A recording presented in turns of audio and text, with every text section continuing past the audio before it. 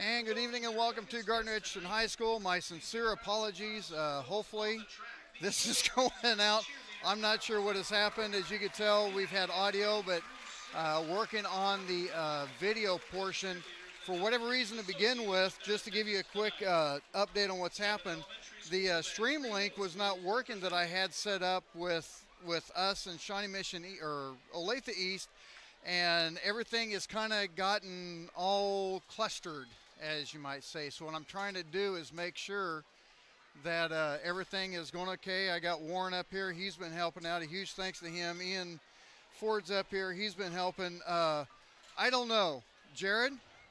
Come in, Jared. Yes, I can hear you. Jared! I can hear you. My buddy! You bailed. You got out. Like I was going to help at all. I was just like, well, if you try to start restarting the computer, how about plugging it in? That would have been my advice. So. Well, I'm not sure what happened. Warren's up here right now, and he's working on the camera, so huge thanks to him. I guess it's going, once again, my huge, sincere apologies. Sean Capes, Whole Homes, they're the reason why we have a video broadcast of this quality. I'm not sure audio-wise. Ian's telling me it sounds good. He's checking on the phone. It all sounds good, correct? Everything's sounding good, I guess. So here's what you need to do. Anyone that can help me out on this, we need to spread the word that the broadcast is not on the original stream that I had set up. It's on a different stream. So if you can pass the word, put it on the Blazer Broadcast Network, Citizens for the Future of Gardner, the Blazer football, anything that you can do to share it, that would help us out a bunch.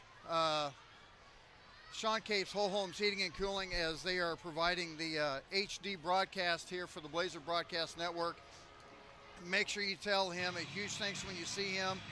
All the other sponsors that you see up there in the right-hand corner. I don't know how this is going to go. We'll play it for as long as we can to see what happens, but Jared, this is a big, big game for the Blazers. Taking on Olathe East, who is 1-2. They've had a tough schedule. They've taken on Lawrence Free State. They've taken on Olathe North. They defeated Olathe West last week. This is going to be the most physical team the Blazers have taken on this week or this year. This is a big game for them. This is going to be a good test. They passed one test with Shawnee Mission East. This is test number 2. Exactly, and obviously one thing we talked to head coach Corn Nelson. He talked about he wants his team to put together 4 good, full quarters of play, and that's one thing that we're really hoping to see out of the Blazer football team here this year. And obviously, you talk about Olathe East. They have played 2 undefeated teams. Obviously with no avail, not able to beat those teams. So this will be a good test for the Blazers. They can really see how good they are. And Ryan, we talked about the schedule, the remaining schedule for the Blazers coming into tonight. Like you pointed out to me earlier today, there's one undefeated team going into tonight left on the schedule. Yeah, and that's Shawnee Mission Northwest. They are taking on Shawnee Mission East tonight, so that's going to be a game we're going to take a look at and make sure we keep our eye on that. Some of the other games, in fact, no, you're fine. I'm just grabbing some of my sheets here. I'm trying to catch up on everything we were going to talk about. Left on the undefeated teams in the Sunfire League: Lawrence Free State, Shawnee Mission South, Olathe North, Shawnee Mission Northwest, and Gardner Edgerton. They will take each other on October 11th on a Thursday night, which really sucks. I hate Thursday night games. But in the A-10 Varsity Top 25, the Blazers have moved themselves up from 17 to 16. Not a huge move, but one of the 2 big games that people are talking about in the KC area, that is Blue Valley taking on Rockhurst tonight, and also Shawnee Mission East and Shawnee Mission Northwest. A lot of things we didn't get to take a look at. Top 25, teams in, teams out. We'll try to get to that. Once again, my sincere apologies for the video. We had a stream link problem. We had the video wasn't working for whatever reason. I'm not sure why, but thanks to Warren. And I'll tell you, if it was not for Warren, we got the coin toss coming up, Ryan. Oh, you know what? I'm not even looking. Go up there and Warren's working the camera. We'll get the coin toss. We already had it. I'm sorry. No, we're getting ready to have it here.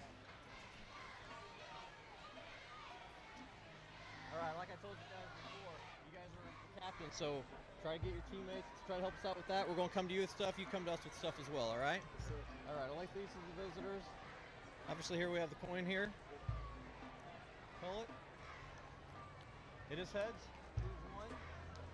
You want to defer? They'll defer, you guys will receive. And you want to kick that direction, correct? All right, here we go.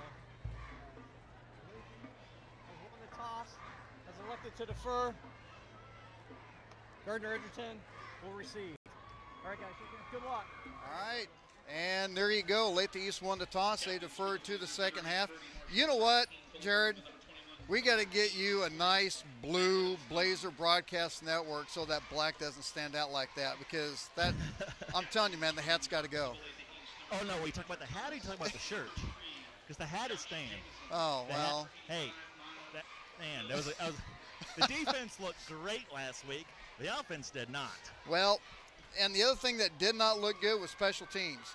And that goes for both the extra points, that goes for the punts, that goes for but at the same time, they ended up, defensively special teams stepped up pretty well. So, hey, Jared, game time. We made it. We've got the video. Huge thanks to Sean Capes, the Whole Homes Heating and Cooling, and also American Computers. We're going to get the starters later on. There's so much that we didn't get a chance to talk about, Jared, but this is one big game for the Blazers, and I think these first set of downs are going to be huge for the Blazers offensively. Yeah, obviously, your head coach, Cornelson, you want to get your team off, to a hot start. You want your offense clicking, coming right out of the gates, and we'll see him out, touchback, and we'll get this Blazer offense on the field. Once again, I got to say a huge thanks to Warren, because he's one of the few people I will not cuss out under any means.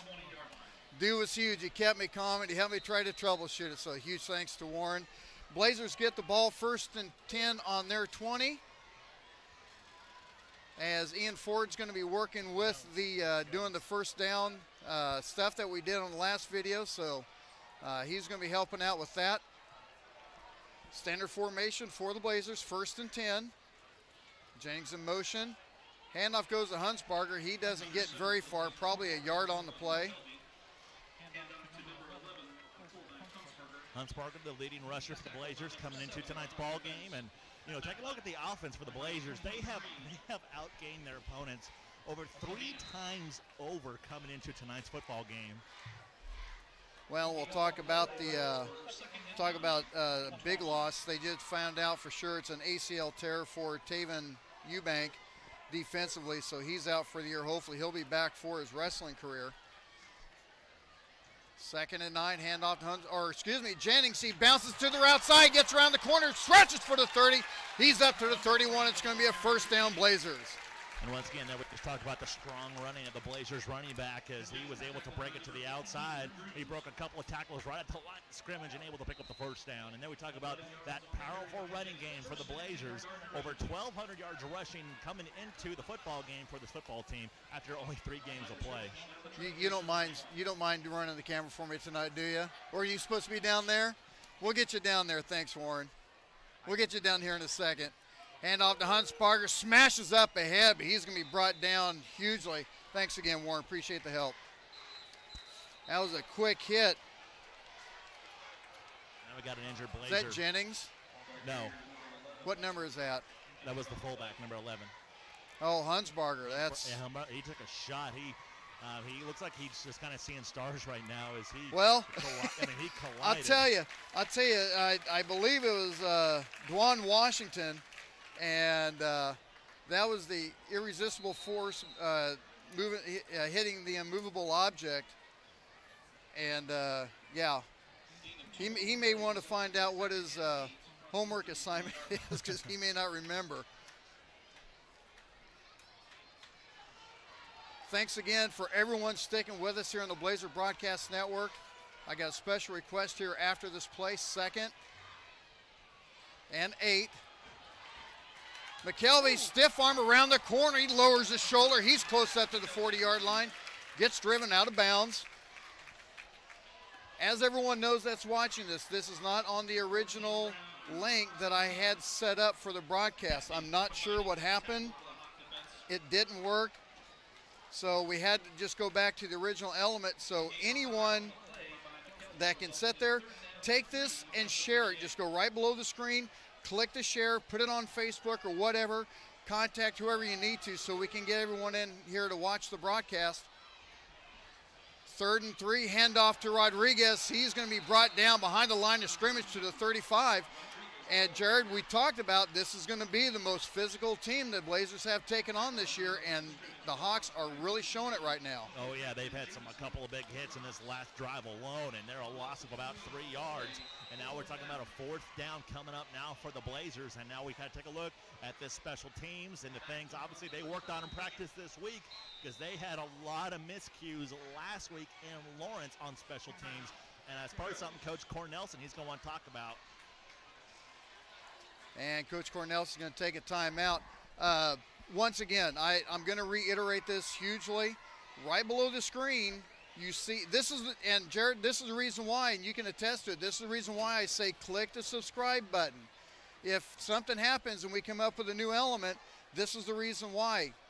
Things happen. I'm not sure why we had problems with the picture. I'm not sure why we had problems with the stream. Below the screen, you see share. Click on it. Put it on Facebook. You can add it to whatever you want to. You can send it to friends or whatever. That's exactly what you need to do so we can get everyone in here to watch the Blazer Broadcast Network and the Blazers and the Hawks. 10 minutes left of the first half. And Guessman with a quick hit, taken at the 35-yard line across midfield, down at the 48 of the Blazers. Now we're going to see our first look at the Blazer defense here tonight. And this is going to be a tough test with the Hawks having great field position. You know, coming into the football game, the Blazers have only given up 85 yards on the ground and, you know, over 200, I think it was 225 yards through the air. So we're going to see what kind of offense that we're going to see out of the Hawks at least, and just kind of see how this Blazer defense responds to it. Clock at 9:51.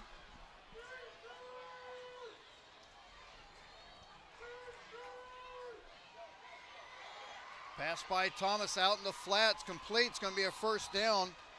Pass completed to Cameron Byers.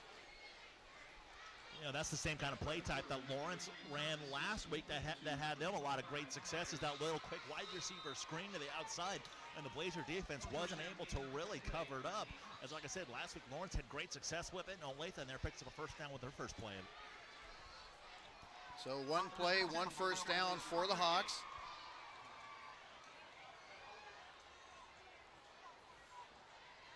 Hand off to the tailback. That's Fountain. Nice job of that front four of the Blazers.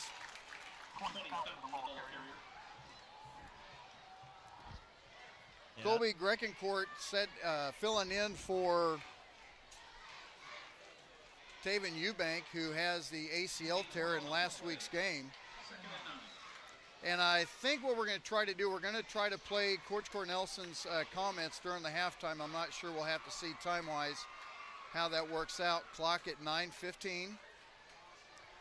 Toss to the near side. Oh, what a hit! Massive hit by Devontae Pritchard. He has made himself known. That, Jared, is a hit that every football player is looking to get. Oh, man, you should. I mean, the crowd reaction after that hit. Woo. I mean, oh, my. That running back, both feet were lifted off the ground. He's going to go back and say, I'm not sure who my lead blocker was, but you may want to watch out for number 7 next time. That was a huge, huge hit. Oh, my. Clock running at 8:35, 3rd and 10. High snap, he's getting chased, he's pitching it downfield, and it's going to be incomplete as Thomas was getting pressure. Actually, he was getting pressure from Grekencourt, if I remember right, coming off that far end. So now, are they going to go for it, or are they going to do a quick kick? Ball in the 38, I mean, a quick kick, I mean, you're basically saying it's going to be a touchback anyways, because, you know, I don't know how many good high school punters can kick it to the out of bounds, but we'll see what they do here. Ball's on the 38. Fake the handoff, he's getting pressure again out in the flat. Pass complete on a naked flat. And I'll tell you what, that's the second time this year, or actually the second time this game, that Thomas had to get rid of the ball quick. But at the same time, as a defender on the ends, you have to realize something's going on if you're going to be that wide. Basically get no pressure to the quarterback. Yeah, it was just a simple wheel route out to the running back, and the Blazer defense really bit hard on the fake handoff, and they had the running back wide open outside the flats. Now it's a first down. Ball on the 21-yard line, 7:52 to go in the first. High snap, Thomas keeping himself. He's got behind his fullback. Lead block by Zach Brock. Thomas going to get about 3 yards on the play. And, you know, this being the fourth game of the year for the Blazers, I mean, there is a night and day difference about this Hawks squad. They are very, very physical, something you pointed out, Ryan. And this is a different speed than we saw last week with Lawrence. Thomas under center now, eye back, handoff up the middle to Fountain. And he's going to be just shy of the 15-yard line. And once again, that front four really limiting the run play right there is Fountain, just a simple handoff right up the middle. 3rd and 5, Hawks.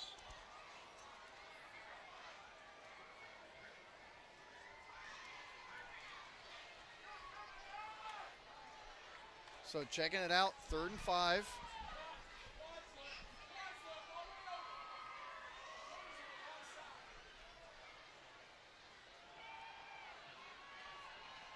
Pass to the end zone, incomplete. That's going to make it 4th and 5. Huge thanks to Ian Ford over here doing double duty with the camera and the stat. Jones. I did that. He was telling me about that, and I said, correct me on it. See? That's why he corrected me on it. Jones.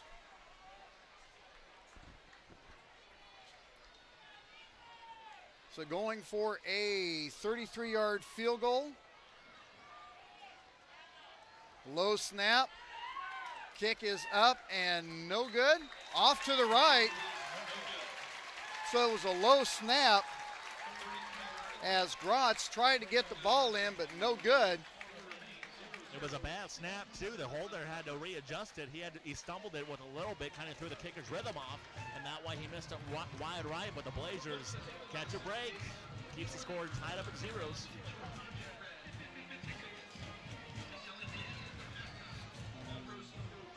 I'm deciphering here real quick. $5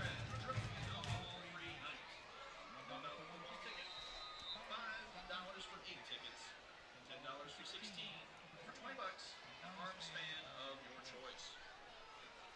So 6:27 to go in the first half.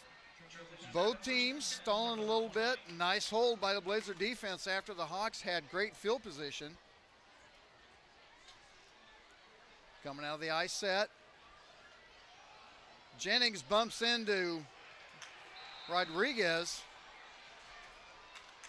Not much there. And as we talked about, without a doubt, the best team the Blazers have played. Well, okay, I'm not going to say the best team that the Blazers have played so far because they had a pretty good team against Shawnee Mission East. But right now, Coach Cornelson says this is the most physical team they have played so far this year. Exactly, and now let's take a look at that offensive line. Obviously, they had big holes last week against Lawrence. Says that running game had lots of room. Right now, it's a completely different story. Clock running at 5:45. Jennings in motion.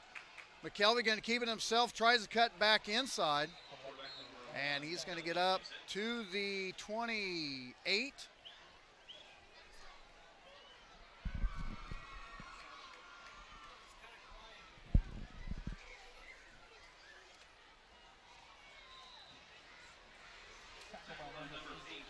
Try to get our volume levels all set up and everything. Haven't had a chance to do that yet. I've got Sean Case with Capesville Homes Heating and Cooling, sponsor of the HD broadcast, helping me out with the audio monitoring. Clock running at 5:05. Tied into the far side. McKelvey looking downfield. Going for Huntsberger. Almost had it. Couldn't quite bring it in. He tried to kind of drop it over the defender, and it's going to be another 4th down. And that's just the second incompletion of McKelvey's season here so far. He came into the football game only 9 of 10, but now he goes 9 of 11, and now another 4th down for the Blazers, and kind of tough field position for him.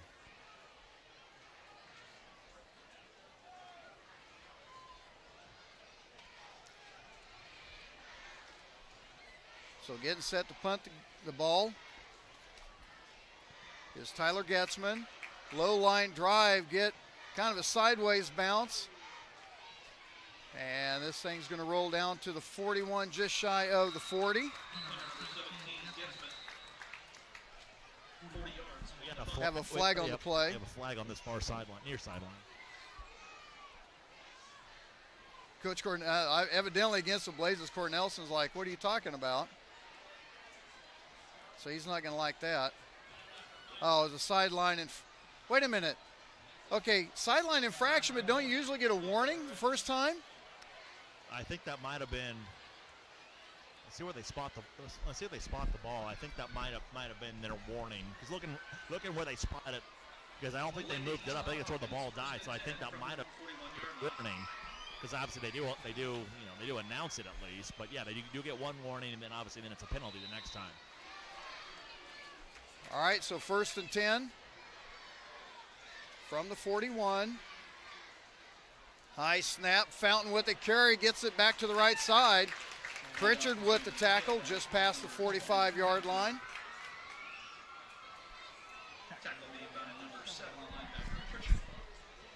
And Pritchard made a nice open field tackle to bring down Fountain, as there was a big hole right in the middle of the field. And Pritchard, obviously, like I said, nice open field tackle right there.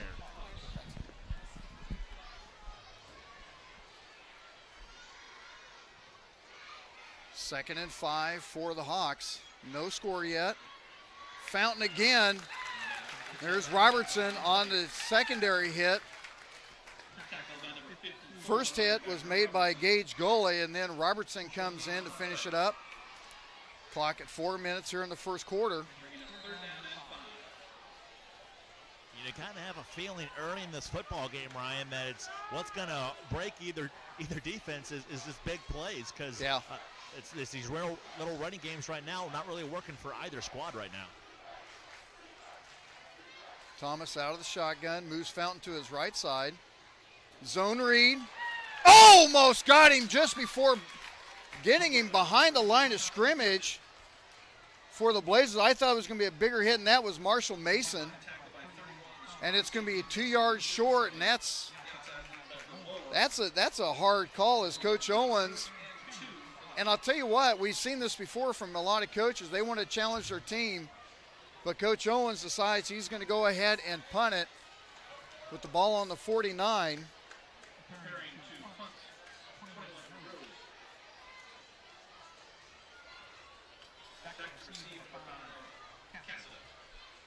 Clock running under 3 minutes. Cassida back deep as he fair catches this one at the 15-yard line. And I'll tell you what, the wind we thought earlier was going to be a big issue as it was blowing hard out of the north. The flags are basically still, and that for right now is cool, nice and cool as it's going to be. And you in shorts, you're probably not complaining about that too much. Absolutely. I was a little nervous because when we get into the field, it would look like it'd start raining, but it's still summer/fall, and so I'm going to wear shorts as often as I can. Clock at 2:46 in the first quarter.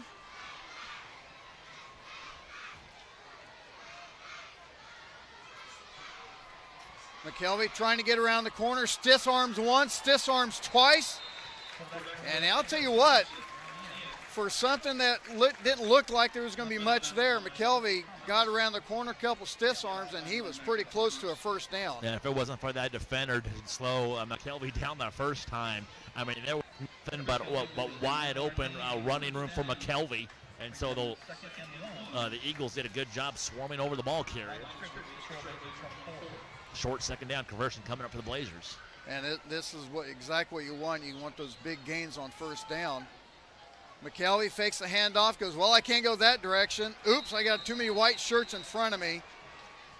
Yeah, That I believe they call a busted play. Yeah, that was a busted play because McKelvey handed off to the right. His fullback went left, and McKelvey started looking around. It's just like, somebody was supposed to be here, and there was nothing but defenders along that right side. Does that kind of go with that? He zigs when he should have zagged? Exactly, yeah. Now, it's a makeable 3rd down and 1 now, but it'll come up to the Blazers. That could have been a lot worse for McKelvey. So clock at 2:05. Handoff to Hunsberger, and he's going to be close. Very, very close. And I'll tell you what, I didn't see who hit him, but they kept him vertical. Wow. You know what? I'm going for it. Granted you're deep in your territory, but man, when you get inches, it's so hard not to go for it. It's very, very tempting. So we're going to see how physical this Blazer offensive line. Look for a false start. We'll see here. Clock at 1:30. Well, McKelvey's going to take it. I like that little push by Hunsberger. Got the first down. And that's the old silent snap. All it is just a quarterback coming to the center. It's like, I'm just going to simply just raise my hands. When that happens, I want you to snap the football. And that's exactly what they did right there, is they kind of caught the defense completely off guard, and the Pickers were able to pick up the first down. So clock at 1:15. Blazers get their, I believe it was their second first down of the game.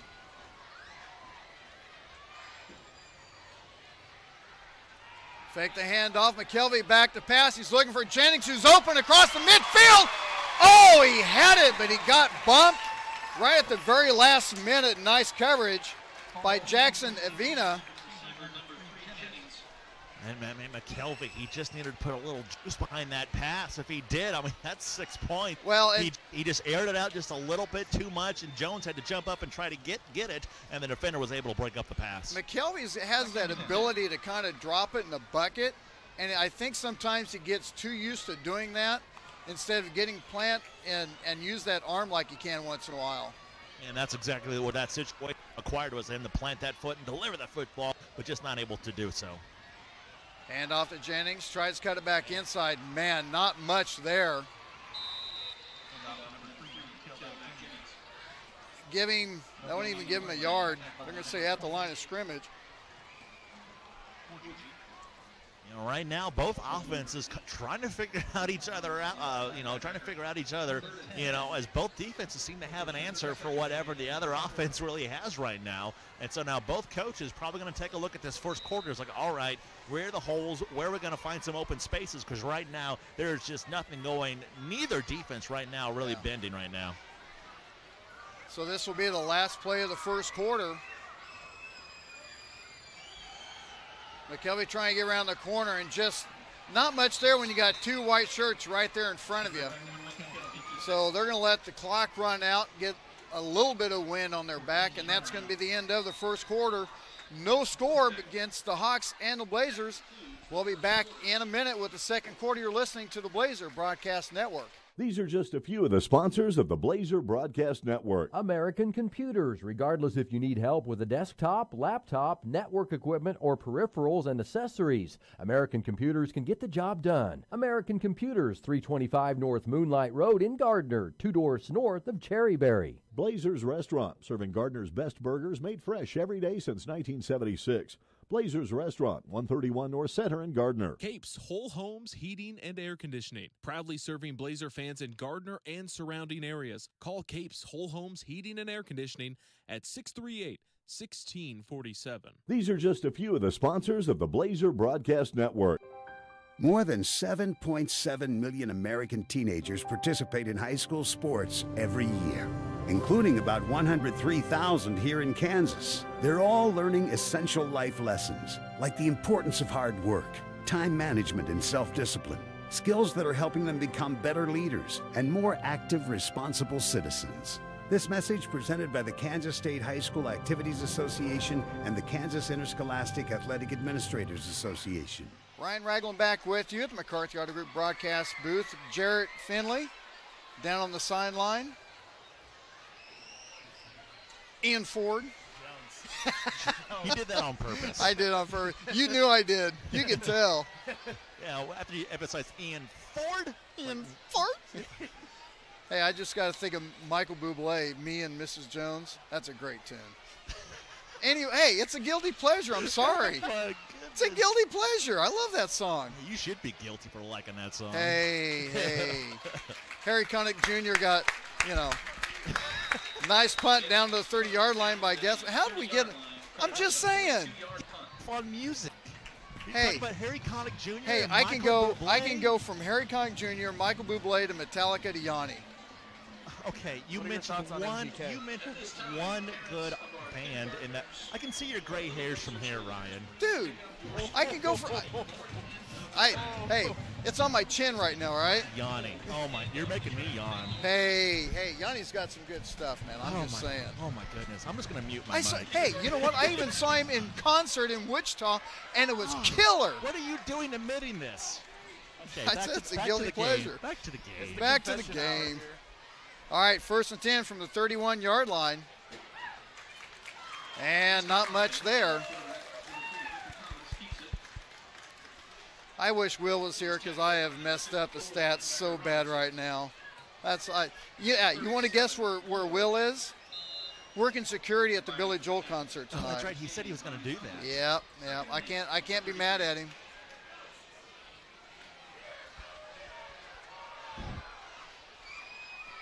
So 2nd and 8, 11:18 to go in the half. Toss to the far side. To Fountain, just weeding through the blue shirts. That's when you got to cut them legs down. He is too quick to try to grab him up top. Exactly, and Fountain, he is a strong running back. Like I said, a couple of those defenders, they tried to arm tackle him or just kind of wrap him up from the top. And Fountain, he's a little shifty running back. He can kind of really lower their shoulders, and he can just kind of continue to chug. And that's what he's been able to show in this about quarter and a little bit over, 2 quarters of play here. He's a very tough running back to bring down. Under 11 minutes to go in the first half. No score. Hand off to Fountain again. I'll tell you what, that right side or the left side of the defensive line, East has been going heavily to that side.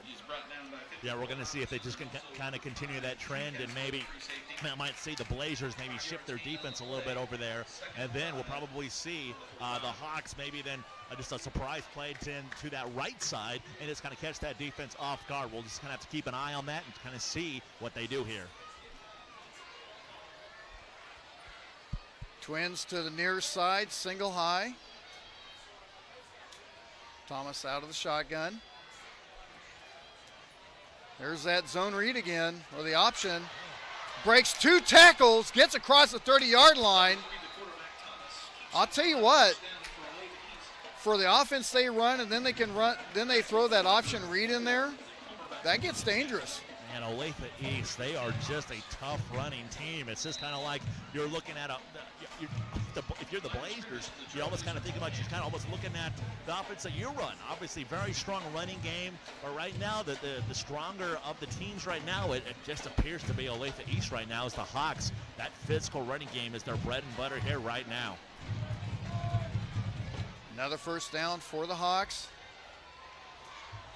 And they're going to get 5 yards extra.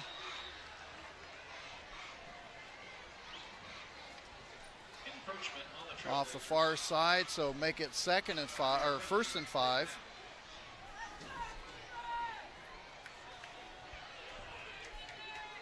Second time that Olathe East has been in the red zone, so we'll see if the Blazers can stiffen up their defense once again and turn it back. First time the Hawks got in red zone was when they got the starting field position at the 48, but stalled out at the 16 and missed a 32-yard field goal, or 33, excuse me.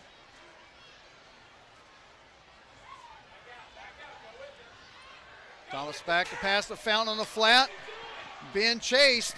It'll be down at the 15-yard line. It's going to be a first down. And once again, it's that simple wheel route. Once again, as Fountain was open, along the flats, and the Blazer defense just not able to get there. And once again, we've seen it now back-to-back weeks where that play has been open for both Lawrence and Olathe East. So we'll see if the Blazers, they kind of, some defensive players kind of have to step up and just take that away. 9 minutes to go in the half. Hawks looking to break the score. Jumbo package for the Hawks. Tom's going to keep it himself, and that was not going very far, but he still ended up getting about 4 yards out of it.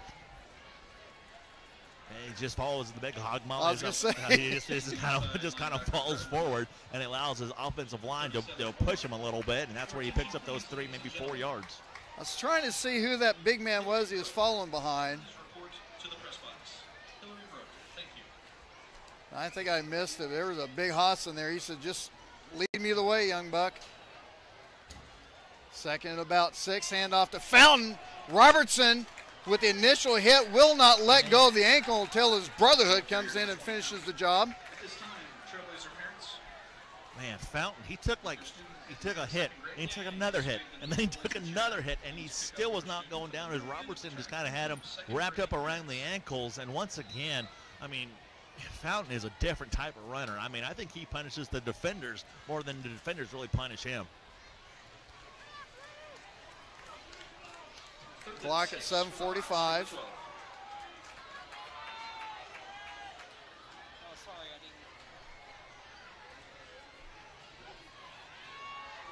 He's going to go for a corner route. Pass is going to be complete for the touchdown Hawks.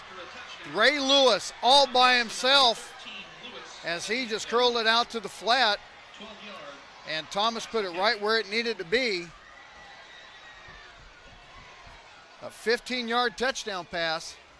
And once again, about, if there's a weakness in this defense, it's the passing game. I mean, it seems like every team that wants to open up the playbook a little bit and pass it seems to have success against Gardner. And there we have the extra point. It is up. It is good. And the Hawks take an early 7-0 lead. We're going to take a timeout. 7:32 to go in the first half. Olathe East breaks the scoreboard with the score. 7-0. We'll be back with the kickoff on the Blazer Broadcast Network. These are just a few of the sponsors of the Blazer Broadcast Network. Humphreys Family Dentistry. Come meet one of the newest and best young dentists in the area. Dr. Julie Humphreys will win you over simply with her smile. Dr. Julie Humphreys at Humphreys Family Dentistry, 434 West Main in Gardner. Junior's Detail and Plasti Dip. When your car looks good, you feel good. See how good you can feel today. Junior's Detail and Plasti Dip, 620-1253. Trails West Ace Hardware and Feed and Arbor Creek Ace Hardware. No need to drive all over the place for the best tools. Ace is the place and the new home for Craftsman tools. Trails West Ace Hardware and Feed, 240 North Moonlight in Gardner, and Arbor Creek Ace Hardware, 159th and Muir Lynn in Olathe. These are just a few of the sponsors of the Blazer Broadcast Network.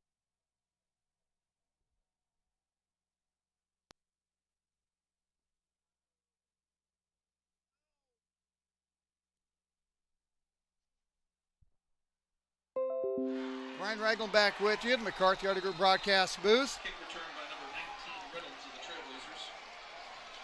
I'll tell you right now, you can just tell, just by the attitude of Olathe East, they're feeling something here. And anytime you can come to an opponent's yard and they're undefeated and you can get that early start on them and you can have a chance to give them their first loss, that just gets you that much more pumped up. And then if you watch both squads, and we have the scoreboard shut off. That's right, we got the score up here. All right, but obviously you look at both squads and how they are reacting as the game goes on. Olathe East, their team looks to be a little more excited, a little more pumped up, a little more enthusiasm in this game. It's still good. I just didn't know that. I told Sophia to come up at a certain time, and now the scoreboard's off. No, that's fine. So I'm trying to, probably about 8 minutes left? I think it was like 7. Actually, I can tell you.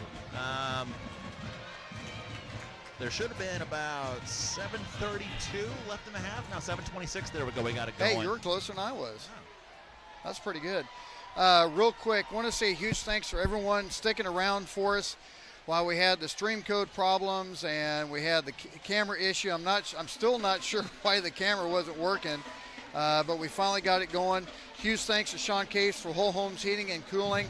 They're the ones that's made it possible for us to bring you an HD broadcast along with American Computers. Obviously, we're not on the same stream that I had set up earlier. So go down below, hit the share button, share it with anyone you can to let them know that this is where you can watch the Blazers take on the Hawks. And we'll make sure, hopefully, that doesn't happen next time. Handoff up the middle. Hunsberger pushes up ahead, close to a first down. He's going to be at the 31-yard line. That's a nice run by Hunsberger. And while we're thanking sponsors, Ryan, how about that pregame meal from Blazers? Yeah. Wally. How have you not mentioned that? Wally Mon. How about 10 Wally times Mon. tonight? Ribs, barbecue ribs, potato salad, macaroni salad, beans. The beans. And Ian Jones over here, you want to say a word about the beans there, Ian? I'm not a beans. Is my volume up? Yeah, you're good. Yeah. I'm not a beans fan, but those were some of the best beans I've ever had. Wally Mon. Thank you, Wally Mon with Blazers. Give him a call for all your catering needs. Jennings with a cutback up to the 40-yard line. And you can see they're right now it just kind of looks like they're not doing so much of the misdirect or the straight ahead now. Now they're starting to do a little misdirection. Their blocking schemes seem to be just a little different. Yeah, we're going to see if the Blazers kind of continue that trend with that misdirection run, catch the defense going one way, and then take it the other way, and just see if you can catch them off guard. Clock at 6:30. Blazers down 7-0, as you can see on the score. Thanks to Ian for keeping the downs and distance and the scoreboard going for us. Hunsberger leaning up ahead. Looked like he didn't have anything. Pulled it up ahead for about 4 yards. Up to the 44-yard line. And once again, just tough running there from Hunsberger, just following his blockers and just barreling his way forward for a gain of 4 yards, which should have been maybe a gain of 1. It's a gain of 4 instead. We'll try to take a look at some scores around the Kansas area, or the Kansas City area. Try to get that here after a little bit. Jennings sets back in the eye. He's going to smash up ahead. He's going to be down at the 48. They're going to say just shy of the 48, so it's going to be a long 2 for 3rd and 2. In Olathe East, they are really respecting the run power of the Blazers, as they had about 9 guys going right to the middle of that offensive line to stop Jones from, trying to make him not pick up as many yards as that defense has a lot of respect for the running power of the Blazers. See if we can get some scores here in a little bit. 5:15 to go on the clock. Left in the half.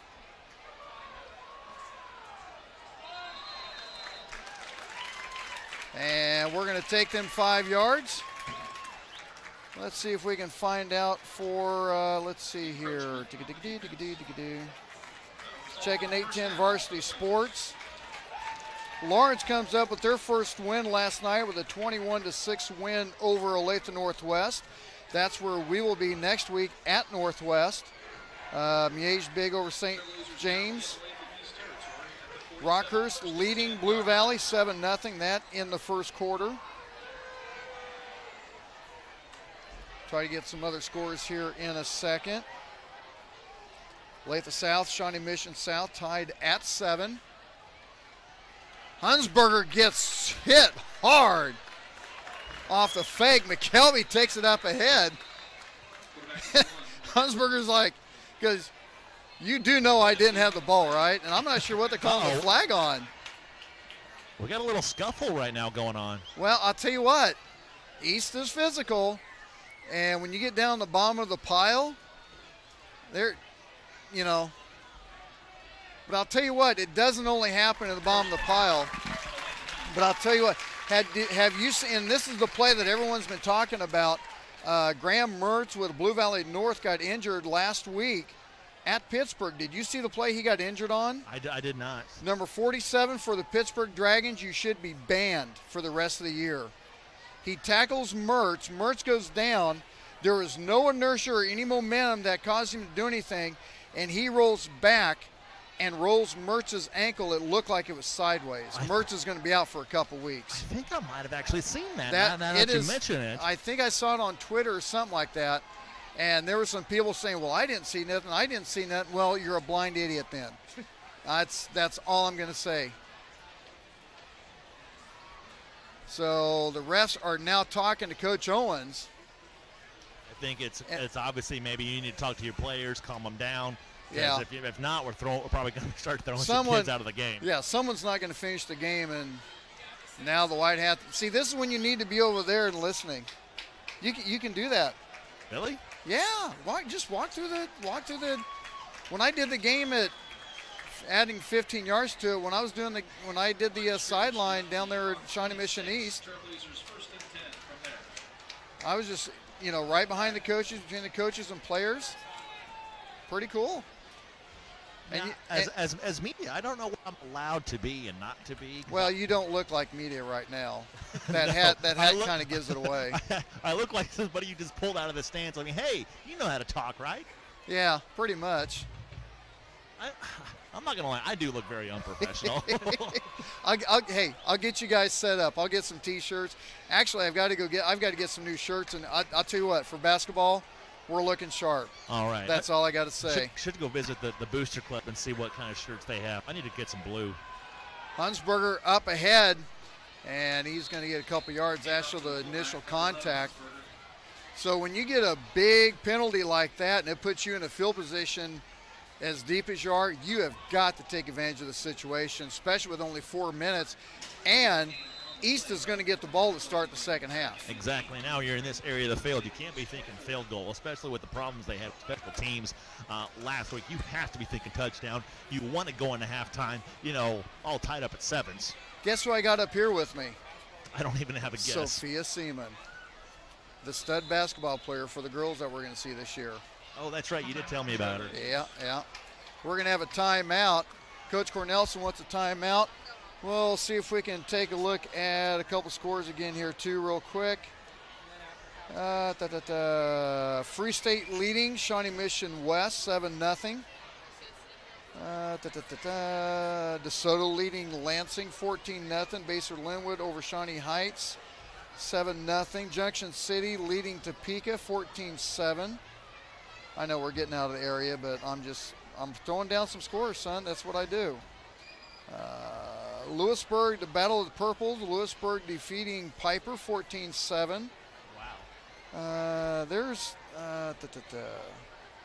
Central leading the Hutchinson Salthawks 14-0. A team that lost 16 games in a row is now 2-1, has leaped themselves into the top 25 in the state, and they are hosting the Salthawks and winning. MUSTANGS. My alma mater. That's Cornelson's old team. Yep, Hutch. 3:45 to go in the first half. Blazers looking to tie the score. Hand off to Jennings, tries to cut it back inside up to the 20, just shy. What do you think? It's going to be third and about 5. What do you think Hutchinson listens to pump the? Listen to Yanni or Michael Bublé? Uh-huh. Well, what's that? Who would I rather listen to? No, who do they listen to pump themselves up for the football game? Nothing like Yanni. I was in the band. Don't. That just makes you appreciate music that much more. So watch it. I'm just saying. Oh, man. Clock at 3:10. 3rd and 4. McKelvey looking to pass. He's going to keep it. He's got some Greenfield ahead of him. He cuts it back. He's gone. He's at the 5. Touchdown, Blazers. Tevin McKelvey looked to the left side. Nothing there. It was like the parting of the Red Sea. He bent it off to the right, got around the corner, in for the score, looking to tie the score at 2:58 to go in the first half. Man, that was a heck of a run from quarterback Tevin McKelvey as he was able to, he was going left and he cuts it back right. He's a shifty quarterback and he's able to tie it up at 7 apiece. I missed how far that was. That was at least that was shy of the 25, wasn't it? I think so. They had to get to the 20. I was just thinking how much that he ran. I bet he ran 35 to 40 yards trying to get to the touchdown. End up being a 78-yard drive. And what do we have, a timeout? Looks like we had Blazers only had 10 guys on the field and had somebody run on the field. That's not good. That won't get it done. So you have what? You had, I think the Blazers had 2 timeouts left, 2:28, 2:58 left to play first half. And here's the whole thing: when you don't get in a lot, and you're only in on special teams, like I was, I knew when I was supposed to be on the field, I was not going to miss my opportunity to step on the green. That's all that happened with that. Special teams, where? Yeah, I'm in. So you were in the band and you were in special teams? Well, I was in the band and special teams on junior high. Oh, okay. I just did. You really? Is this like maybe you were playing the trumpet and it's like, oh my gosh, I scored a touchdown. I gotta put this down and get in the game. Hold my drink. I'll be right back. The extra point is up and good. 7-7 to score. 2:58 to go in the half. We're going to take a timeout. Be back with the kickoff on the Blazer Broadcast Network. These are just a few of the sponsors of the Blazer Broadcast Network. The Design Company Salon. New owners and the same great service, but with a new look. Go check them out, 136 East Main in Gardner. Blazers Restaurant. Not just serving burgers, they now have barbecue, soft serve, and hand-dipped ice cream with 8 different flavors and combinations. Blazers Restaurant, 131 North Center in Gardner. Trails West Ace Hardware and Feed and Arbor Creek Ace Hardware. Check out their paint department, including their paint tinter and Clarkson Kensington Paint and Primer in one. Trails West Ace Hardware and Feed, 240 North Moonlight in Gardner, across the street from Cherry Berry. These are just a few of the sponsors of the Blazer Broadcast Network. There's just one place where students are students first, and athletics are played with purpose and perspective. That place is your local high school. High school sports offer more than the joy of competition. Studies show that student athletes in Kansas are also likely to enjoy greater levels of achievement in other areas of their lives, including academics. High school sports, a winning part of a complete education. This message presented by the Kansas State High School Activities Association and the Kansas Interscholastic Athletic Administrators Association. Sometimes a guy doesn't know when to go down, and I think, Jarrett, that might have created a flag on the Hawks and a block in the back. Yeah. Oh, personal foul face mask. That's going to hurt. And usually you see that quite a bit when, like a long run like that, when an offensive play kind of runs a little bit longer than it usually normally in football, because usually a play in football lasts, like 6, 7, 8 seconds. When it goes past that, you're going to see a lot more penalties, a lot more holding calls, pass interference. And that's what I was saying was going to be a hold. But a big mistake there from the Blazers. Is that's a 15-yard penalty. And now Olathe East has great starting field position with 2:47 left to play in this first half. Second time they've started their drive inside the Blazer territory. Fountain with a handoff. He's going to be met at the line of scrimmage. And looked like Robertson's there for the takedown. Once again, that front four for the Blazers doing a lot of work, trying to limit the running room that the Hawks have. And there they did a great job allowing Mountain just a couple of yards. Maybe, we're at the line of scrimmage now, 2nd down and 10. Clock running at 2:17. Brings a man in motion to the far side. Screen pass. Cuts it back inside, just shy of the 40-yard line. Nice open field tackle by David Johnson. Keeps the clock running. And once again, that's just another little wide receiver screen pass to the right side. And that, once again, that play picks up 7 yards. Instead of a 3rd and 5 or 3rd and 6, it's now a 3rd and 3 now for the Hawks. Clock running at 1:45.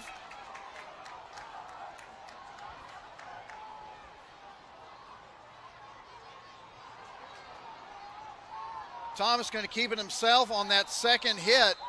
He's going to have the first down. He's going to stop the clock at the 36-yard line, and the clock went out again, and it's back up. So clock stopped at 1:40. He did surge forward. It is a first down. 7 and 22 combining for the tackle. That's Blazers really looking to stop East here because East will get the ball to start the second half. We'll have the McCarthy Auto Group halftime show coming up right after, in about minute 30. Give it 3:30 after a couple minutes of commercials. Fountain with the carry up to the 30-yard line, 6 yards on the carry. Offensive line getting back quick. Brought down near the 30-yard line. Clock running at 1:20. Gain of 11.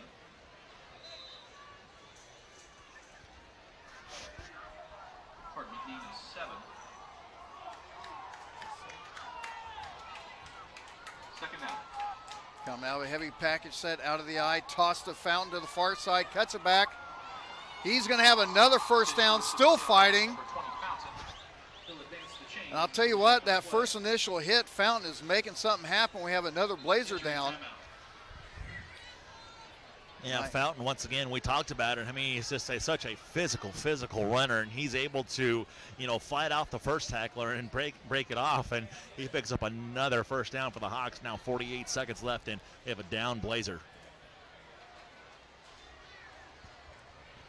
I wonder if that might have been getting the wind knocked out of you. As getting up is Peyton Vance. He's an inside gap filler you cannot go without. That might have been one of those either wind knocked out of me or got a little too close. Yeah, it looks like he's walking. Looks like he's walking fine. Just might have. See what they're looking at here right now. Looks like he's all right. So he's come out this play and he'll go back in. Might have gotten a stinger. Trainer kind of rubbed his neck a little bit. I've had one of those stingers. Those things can be scary. Clock at 58 seconds. 1st and 10 for the Hawks.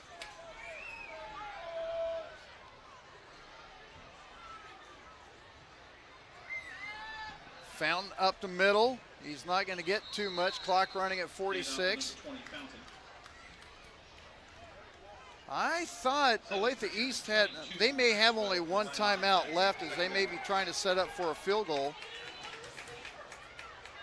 Thomas looking to pass, looking for a corner route. Pass is going to be just a little bit long. Intended for Kevin Michud, Michaud. Stops the clock at 30 seconds. And we kind of saw that play in pregame where they would pump fake the screen, then they had a wide receiver, then just kind of roll out along the sideline, and then they try to use it with no avail. Almost like they're trying to get the corner to bite on the screen.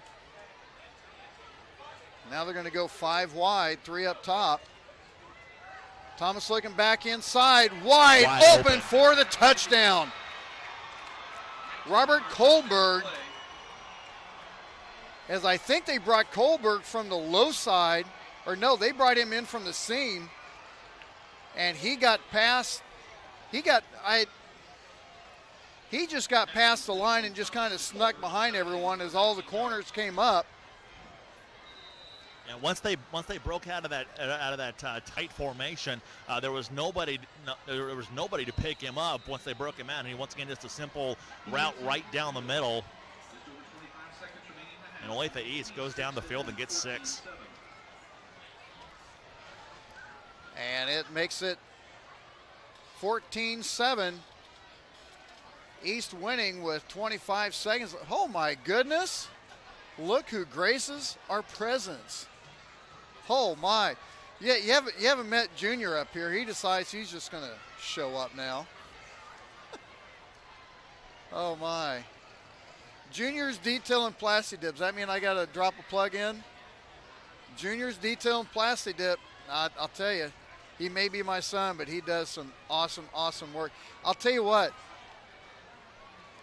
Had someone, we'll just say I had someone tell me that they wanted an interior.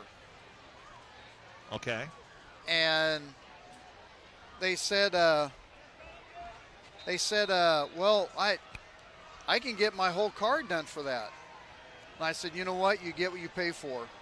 You can get your whole car done for that, but it ain't going to look as good as when he gets done with it. Simple squib kick here from the Hawks. Picked up at the 20-yard line. Uh-oh. He's got Green ahead of him. He might have stepped out of bounds. I thought he stepped out of bounds at 35. They're going to mark it down at the 40.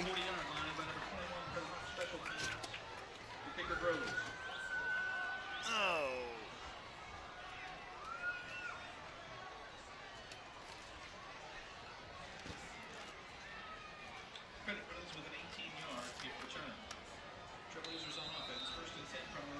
So 20.9 seconds left to go in the half, and still, you know what?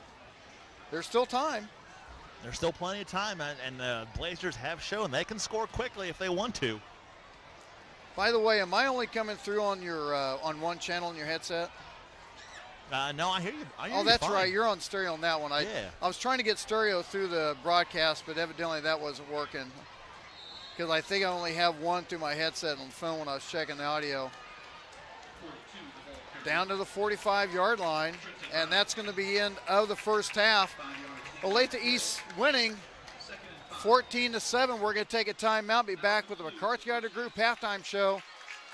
Olathe East leads the Blazers 14-7. We'll be back in a couple minutes on the Blazer Broadcast Network. Hey, Gardner Edgerton fans. The McCarthy Auto Group is a proud supporter of youth sports across the Blazer Nation. If you're in the market for a new or pre-owned vehicle, or you need service or body work done, we hope you'll visit one of the 11 McCarthy Auto Group locations. Visit kccars.com for over 3,000 new, certified, and pre-owned vehicles. Our inventory covers most every make and model and prices to fit every budget. The McCarthy Auto Group, with locations in Olathe and Overland Park, Kansas, and Blue Springs and Sedalia, Missouri. Go Trailblazers! These are just a few of the sponsors of the Blazer Broadcast Network. Capes Whole Homes Heating and Air Conditioning, where customer service and industry knowledge collide. Capes Whole Homes Heating and Air Conditioning, 638-1647. Humphreys Family Dentistry. Come meet one of the newest and best young dentists in the area. Dr. Julie Humphreys will win you over simply with her smile. Dr. Julie Humphreys at Humphreys Family Dentistry, 434 West Main in Gardner. Junior's Detail and Plasti Dip. Let Jeff get that showroom shine your car used to have with the best rates anywhere. Junior's Detail and Plasti Dip. 620-1253. These are just a few of the sponsors of the Blazer Broadcast Network. When you're Kansas City born and raised, you know just how much meat matters. That's why Price Chopper employs real butchers. They're hard at work every day in every store, so you never have to settle for something prepackaged out of state. They're so sure you'll love their KC Pride beef, they even back it with a 200% guarantee. Stop by Price Chopper tonight, where they cut meat, never corners. Price Chopper, Kansas City born and raised. These days, the concept of value matters more than ever. And you'd be hard-pressed to find a better value than high school sports. Extracurricular activities, including sports, make up about 2% of the budget for a typical Kansas high school. In return, participation in sports promotes citizenship and sportsmanship. Sports also instill a sense of community pride and teach lifelong lessons about cooperation and self-discipline. They encourage physical fitness. They produce community leaders. By offering so many benefits to the community for such a small percentage of a school's overall budget, it's easy to see why high school sports are one of the best bargains around. The real cost would come from not having them at all. High school sports, a winning part of a complete education. This message presented by the Kansas State High School Activities Association and the Kansas Interscholastic Athletic Administrators Association. Hey, Gardner Edgerton fans. The McCarthy Auto Group is a proud supporter of youth sports across the Blazer Nation. If you're in the market for a new or pre-owned vehicle, or you need service or body work done, we hope you'll visit one of the 11 McCarthy Auto Group locations. Visit kccars.com for over 2,000 new, certified, and pre-owned vehicles. We've got most every make and model and prices to fit every budget. The McCarthy Auto Group, with locations in Olathe and Overland Park, Kansas, and Blue Springs and Sedalia, Missouri. Go Trailblazers! Ryan Ragland back with you at the McCarthy Auto Group broadcast booth. Ian Jones working the camera and the... No, I need that for a second. See, you show up and everything just goes... Ain't my fault. Oh, Jared Finley down on the sideline. Ian Jones working the computer and the camera. I'm not sure what Junior's doing. He just pops in all of a sudden. He wants to... I do what I want. He does what he wants. He wants to play broadcaster. Real quick, Olathe East leading the Blazers 14-7. As East came up, Ian, it was kind of a, or Ian, Jared, it was kind of one of those Rams battling each other early, but it still looked like that East had just a little bit more rhythm going on in that first half before they hit that that first score to take a 7-0 lead. I know, it just kind of seemed like in that first half, the Hawks were almost still trying to find themselves and just kind of figure out this defense a little bit. And now we just kind of see that Olathe East might have solved some things. The passing game, it has worked for the Hawks so far early in this first half. And the Blazers really have to find themselves, because that's one thing, obviously, that they need to improve on is that pass defense. And it's been the passing game that's really hurt the Blazers, coming into this football game, giving up a passing touchdown, before the halftime really starts. And that Blazer offense, I tell you what, the Blazer offense, they need to find some holes and find some things as well. The one thing that did seem to work was McKelvey. If he has some room to run, I think he needs to use his athletic ability, and he can make some big plays, as once again that big touchdown run, late in that second quarter, that he was able to make some things happen. Tevin McKelvey scores 25 yards out to tie the score at 7-7, and then with about 1:50 to go in the half, East gets the ball after a face mask, gets the ball on the 48-yard line. They end up going on a 10-yard touchdown pass to take a 14-7 lead. And as you said, offensively, the blocking just hasn't quite been there for the Blazers. And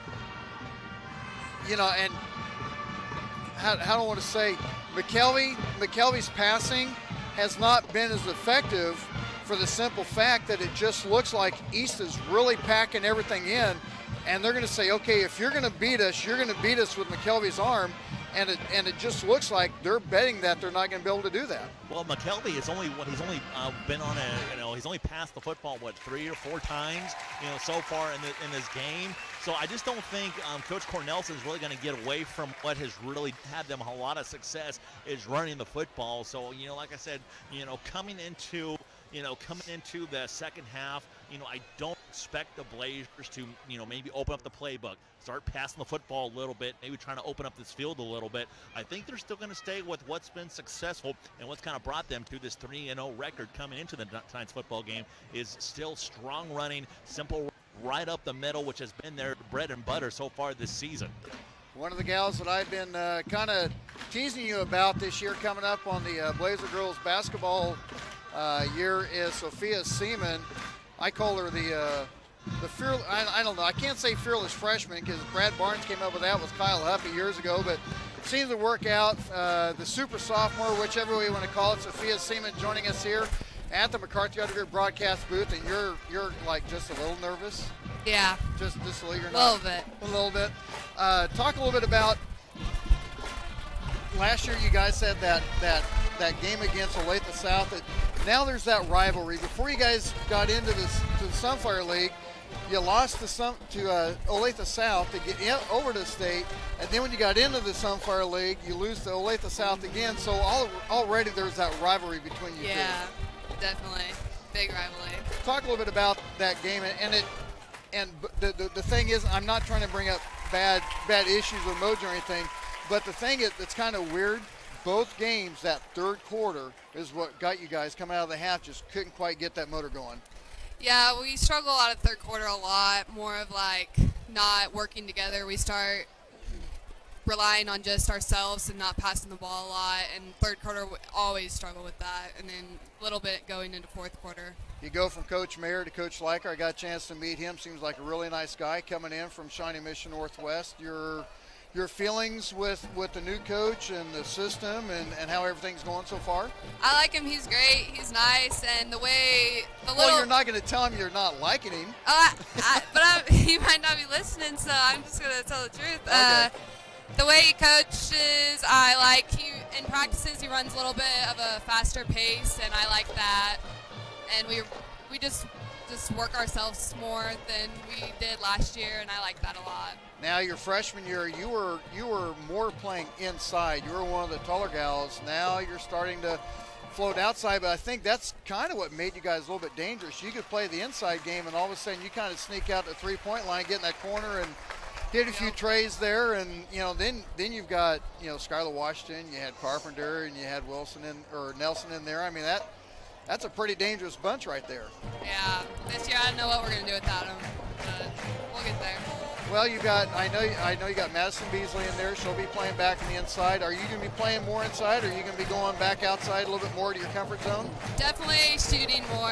I might dribble the ball up a lot. Definitely not inside at all. You'd rather be out there and pop the wrist and everything? I'm not an inside person. Not a post. Talking to Sophia Seaman with the girls basketball Blazers season coming up pretty soon. You've got the Hudamaki Hardwood Classic in DeSoto, plus you have the Lady Cat Classic at El Dorado. That seems to be a really good tournament for you guys, and I mean, just that whole setting of that gym is pretty fun to go to. Yeah, I love those tournaments, especially El Dorado. That's one of my favorites. Plus, you guys get to go to Wichita, kind of freelance a little bit, and have do fun. everything and have fun a little bit. Well, we will see you later on in the season. Good luck, and I'm sure we'll have some McCarthy Auto Group Player of the Games with Sophia Seaman coming up here and there. I'm pretty sure about that. I'll call my shot. Thank you. All right. We're going to take a quick timeout. Olathe East winning 14-7. Take a timeout. Be back with a kickoff of the second half right after this on the McCarthy Auto Group Halftime Show on the Blazer Broadcast Network. Hey, Blazers fans! The McCarthy Auto Group is proud to support Gardner Edgerton Sports. Remember, when you're in an accident, after you call 911, make your next call 800-NEW-AGAIN for one of the 5 conveniently located McCarthy Collision Centers. Call or click 800-NEW-AGAIN for the McCarthy Collision Centers. For award-winning service performed by certified technicians with decades of experience, call or click 800-NEW-AGAIN. The McCarthy Collision Centers. Satisfying customers is no accident. It's our guarantee. These are just a few of the sponsors of the Blazer Broadcast Network. Trails West Ace Hardware and Feed and Arbor Creek Ace Hardware. Paint, animal food, plants and gardening, tools, electrical supplies, plumbing. Why not Trails West Ace Hardware and Feed? Go tell Rex and the gang hi. Trails West Ace Hardware and Feed, 240 North Moonlight in Gardner, and Arbor Creek Ace Hardware, 159th and Muir Lynn in Olathe. The Design Company Salon. Check them out on Facebook, and while you're there, you can book your appointment at the same time. The Design Company Salon, 136 East Main in Gardner. Blazers Restaurant. Don and Wally have been proud supporters of Blazer Athletics for 15 years, so it only makes sense they own Blazers. Stop in and tell them thanks for their support. Blazers Restaurant, 131 North Center in Gardner. These are just a few of the sponsors of the Blazer Broadcast Network. To sell meat in the barbecue capital of America, you've got to be on your game. That's why Price Chopper employs real butchers in all their stores. And they back their KC Pride beef with a 200% guarantee. If you're not fully satisfied, they'll give you a replacement and your money back. So when you want the tastiest, juiciest steak in town, look no further than your Price Chopper meat department. Price Chopper, Kansas City born and raised.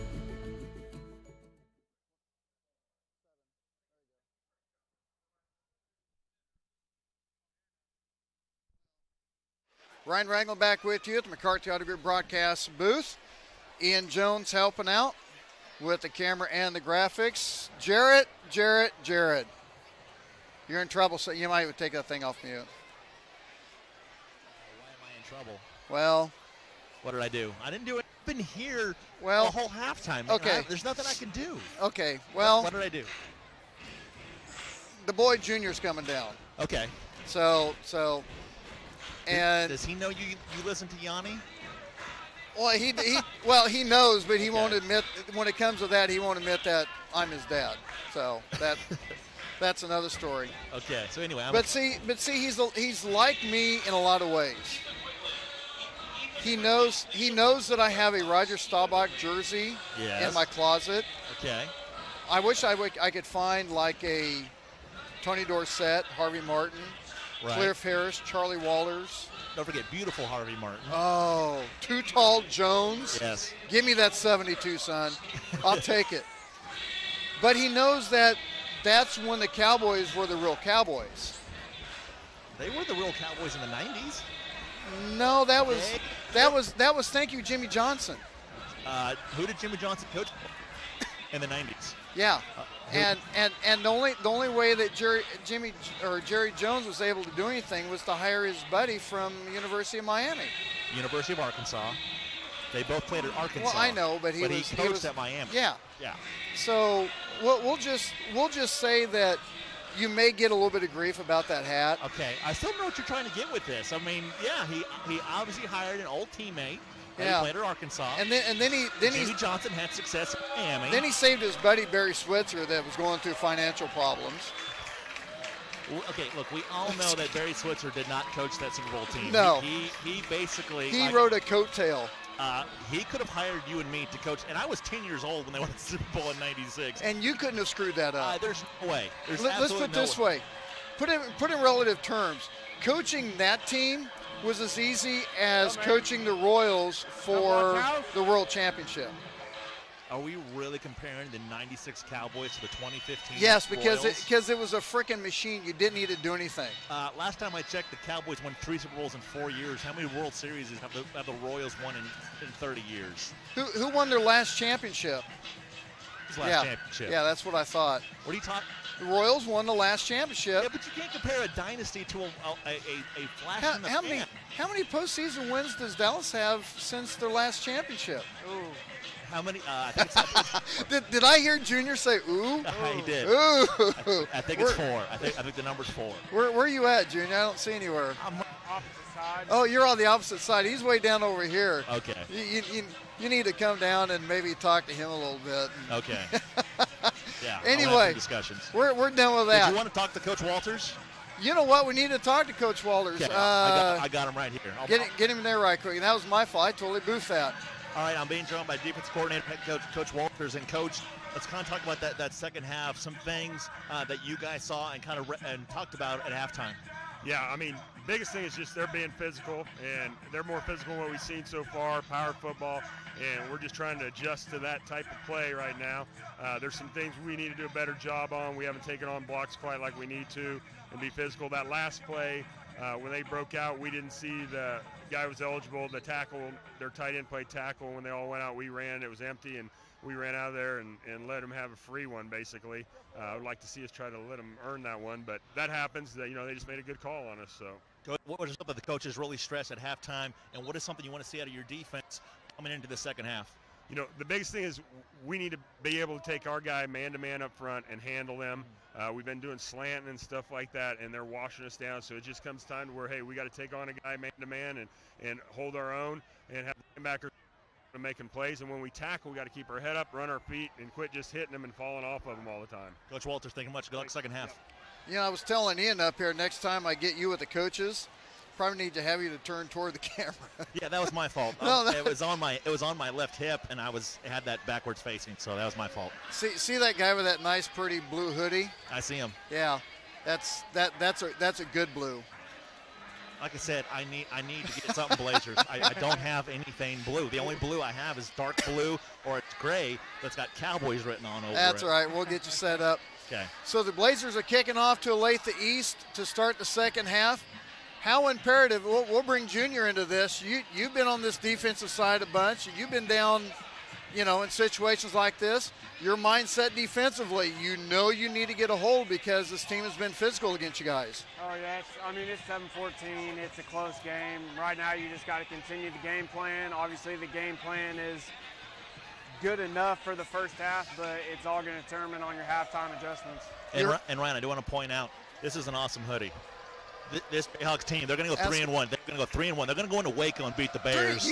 They're going to call them against Baylor? Oh, my, yeah. Baylor's only 7 point. I know. 7 point. Pookie Williams is going to tear them up again. Out of all the underdogs in the Big 12, KU has the least amount of points being given. And they lead the nation in takeaways. They lead 12 takeaways compared to the nation. Next one is 8 takeaways. Kickoff taken at the 15-yard line, across the 30, up to the 40, up to the 39-yard line. And I'll tell you what, that's exactly what you did not want. You did not want to give them a 30-yard return. So East with the ball, starting at their 39-yard line. 24 yards on the kick return by Lewis. And obviously, we talked to Coach Walters at halftime. He wants to see this defense be more physical, especially up front, those front 4 guys. Yeah, he wants to see this defense up their physicality here in the second half. Coming out of the gun is Thomas. Looking out from the flat. Pump fake. Route. Going for on the sideline. Ooh, nice job. That. That's an interception. Well, they've actually ran that wheel route a couple times to success. That time they were a little bit more on top of it. And nice job. Just trying to remember who that was. Kelvin Woodson. And actually, if he's lucky, he got his head turned back when he did, because that last second he got his head turned back. If not, that possibly would have been a pass interference.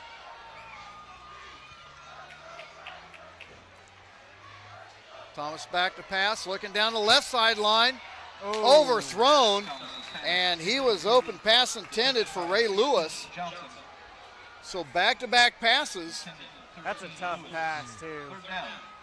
Flag route going towards the sideline, over the shoulder. That's a tough pass. Well, there was only one man that was going to be able to catch that, and that was going to be Lewis. If anything, you lead him upfield and you let him go get it. You probably led him just a little bit too far. Yeah. 11:43. Only 17 seconds taken off the clock here in the first half. 3rd and 10.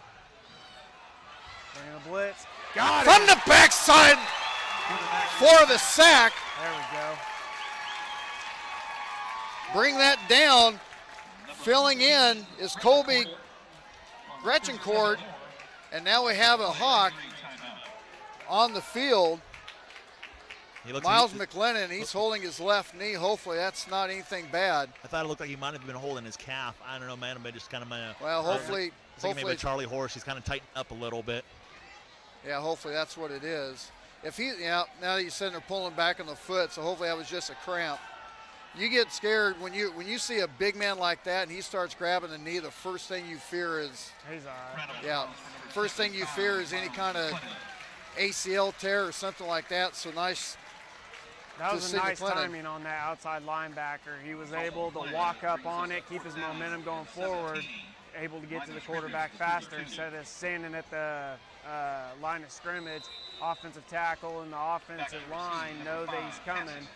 Good timing on that. And that's the 3rd time the Blazers came with those corner blitzes, and this time they finally got to Thomas. So Casta standing back at his 31-yard line as they are kicking away from him. And it's going to take a side bounce down at the 33. And you notice coming out of halftime, Olathe East, they passed, 3 times. They're trying to open up the playbook. They see that the passing offense, that is the Blazer weakness right now. So they're going to try, we'll probably see that a little more often. That we're going to see the Hawks, open up the playbook, trying to pass the football a little bit down the field, and trying to put this defense a little bit and keep, trying to spread this field out, from sideline to sideline. And both pass plays they had were outside the numbers. They were away from the interior of the Blazer D. Hansberger spinning it away, trying to get a stiff arm, trying to get around the corner. Fights his way up to the 40-yard line, a 6-yard gain. Nice spin move. Made something out of nothing. And I'm starting to wonder. I'm just wondering. It's going to be kind of interesting to find out how these next few plays goes. But it almost looks like the Blazers really need to start attacking those edges a little bit more, because pounding it inside just had not been working. And like I said, that's something that we need to talk about at halftime to see if maybe the Blazers try to do some outside runs, and like I said, try to keep this field wide open. 2nd and 4. McKelvey with the keeper, tries to get around the corner. He's got Green ahead of him. He gets a stiff arm across midfield, down at the 48-yard line. Back-to-back times they go over the edges. Oh, by the way, Junior, how do you like these uniforms? I like them. You like them? I like them. Kind of throwbacks, aren't they? Just a little bit. Brings back some memories. They got a 15 down here. Doesn't quite fill it out like you did, but they got a 15 over here. 10:58 go, under 11 minutes in the 3rd quarter. Blazers now in Olathe East territory. Hand off to Jennings, cuts it back inside, not much there, gives him maybe a yard. Tackled by number 64, Estrada. Try to take a look at some scores here in a little bit. I like this little wishbone offense. First time I'm getting to see it. Something different you're not used to seeing here at Gardner Edgerton. You're used to a big power football. This is something you're going, wait a minute, I'm not used to seeing this one here. Yep. But you got to play to your strengths. McKelvey's a mobile quarterback. It just opens up more options. McKelvey keeps the ball. He finds a seam on the inside, bounces off one man, bounces off another. He's got one man to beat. He's at the 10, 5, touchdown Blazers. Tevin McKelvey, 48 yards for the touchdown.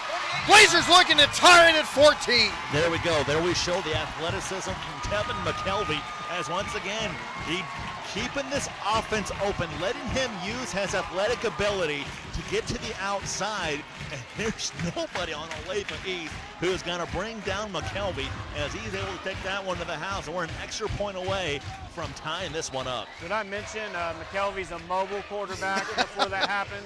You might have said something about that. Something like that. Extra point is up and good. 14, 9:58 to go in the third quarter. Want to remind everyone this HD broadcast is brought to you by Sean Capes at Capes Whole Homes Heating and Cooling. They have stepped up huge. Said we need to get some quality video going for the broadcast. He stepped up. American Computers helped out with a custom-made computer. Don't forget about the pregame meal. Oh, don't worry, I'm going on that. Okay. So a huge thanks to Sean Capes Whole Homes Heating and Cooling for getting us set up for an HD broadcast. So make sure you tell him a huge thanks. Give him a call when you need him. Get your tune-up going here for your heater unit because winter's coming in, and I have a feeling this one's going to be a Bearcat. Also, a huge thanks to Wally at Blazers for the pregame meal, ribs, macaroni salad, potato salad, baked beans, bread. I mean, man. I'm still full. Woo! We got 2 meals up here going home with me right now. I might give you one. Short kickoff across the 35-yard line up to the 40. Let's see if that big run really motivates the defense here to kind of step up their game a little bit and make some big plays. And like I said, we'll see if how big of a run that run from McKelvey, kind of translate now to the defense side of the football. So they're going to give him the starting lineup at the 39. I think I might have strained my voice on that one there. That was a big play. Man, you see what I deal with? You deserve it. Wow. You know your dad listens to Yanni? Oh, yeah. Thomas with the keeper. A yard, maybe 2 on the play. I told you he knew I listened to it. He just wouldn't admit that I was his dad when I did. But then again, I do like Tech 9 also. That is true. How do you go from young? Oh, I told you. That's so right. That is so weird. See, he grew up listening to Yanni, and then I introduced him into Tech 9. Okay. And now he's starting to migrate over a little bit. I see. Toss the fountain off to the far side, cuts inside, and he's going to be brought down. And this Fountain, he's a very good running back. And yeah, once he's again, quick. He does not go down after the first tackle. He's able to break some ankle tackles there from the Blazers, and he picks up another big gain. And now we have it's a short third down right here coming up for the Hawks. I'll tell you how impressive Peyton Vance was on that. He plays nose guard, and he brought him down 8 yards past the line of scrimmage. You want to see that as defensive coach. You want to see your defensive lineman hustling, making tackles from behind. Thomas keeps it himself, but not much there. I don't think he got it. Nice job by that D-line. Man, they packed it up and almost got the encroachment. Wow, they're giving him a really good mark. But it's going to be 4th down. Need to get a stop here, get awesome field position, get the offense back on, and keep that momentum going. And in this position, midfield, I think this is a good call. You're pinching the nose and the 3-tech right here. But do not go offsides, whatever you do. That might be what they're doing. Yep. The play clock's not even moving. Yeah, play clock's not moving at all. He's probably watching the back judge, seeing if he sees. Yeah, I called timeout, but that play clock's not even moving. Yeah. So you don't even know how much time you have, but nice job by the Blazers, and that's what we were talking about. Do not get that offside. So Coach Owens with Olathe East calls a timeout. Nice job by the defensive line, not jumping on that. And as you know, I was trying to watch that back judge to see if maybe if he would let, if he was going to motion that the play clock is running down, because I usually think it's like 5 seconds they start motioning, because I know that's what they do in smaller schools, so they have to let the quarterback kind of know how much longer there's left in the play clock. And there I didn't see any motion from the back judge, so we'll see if this we'll see if the play clock gets fixed. I might just have to keep an eye on that one. Dude, real quick. Yes. I just got a picture and a text from Wally. You're not going to believe this. You'll have to tell me here. I will show you here in a second. Okay. Well, you can't show me. You have to tell me. I'll show you later, but I'll tell you here in a second. Okay. Casted it back deep for the Blazers. It's a good punt.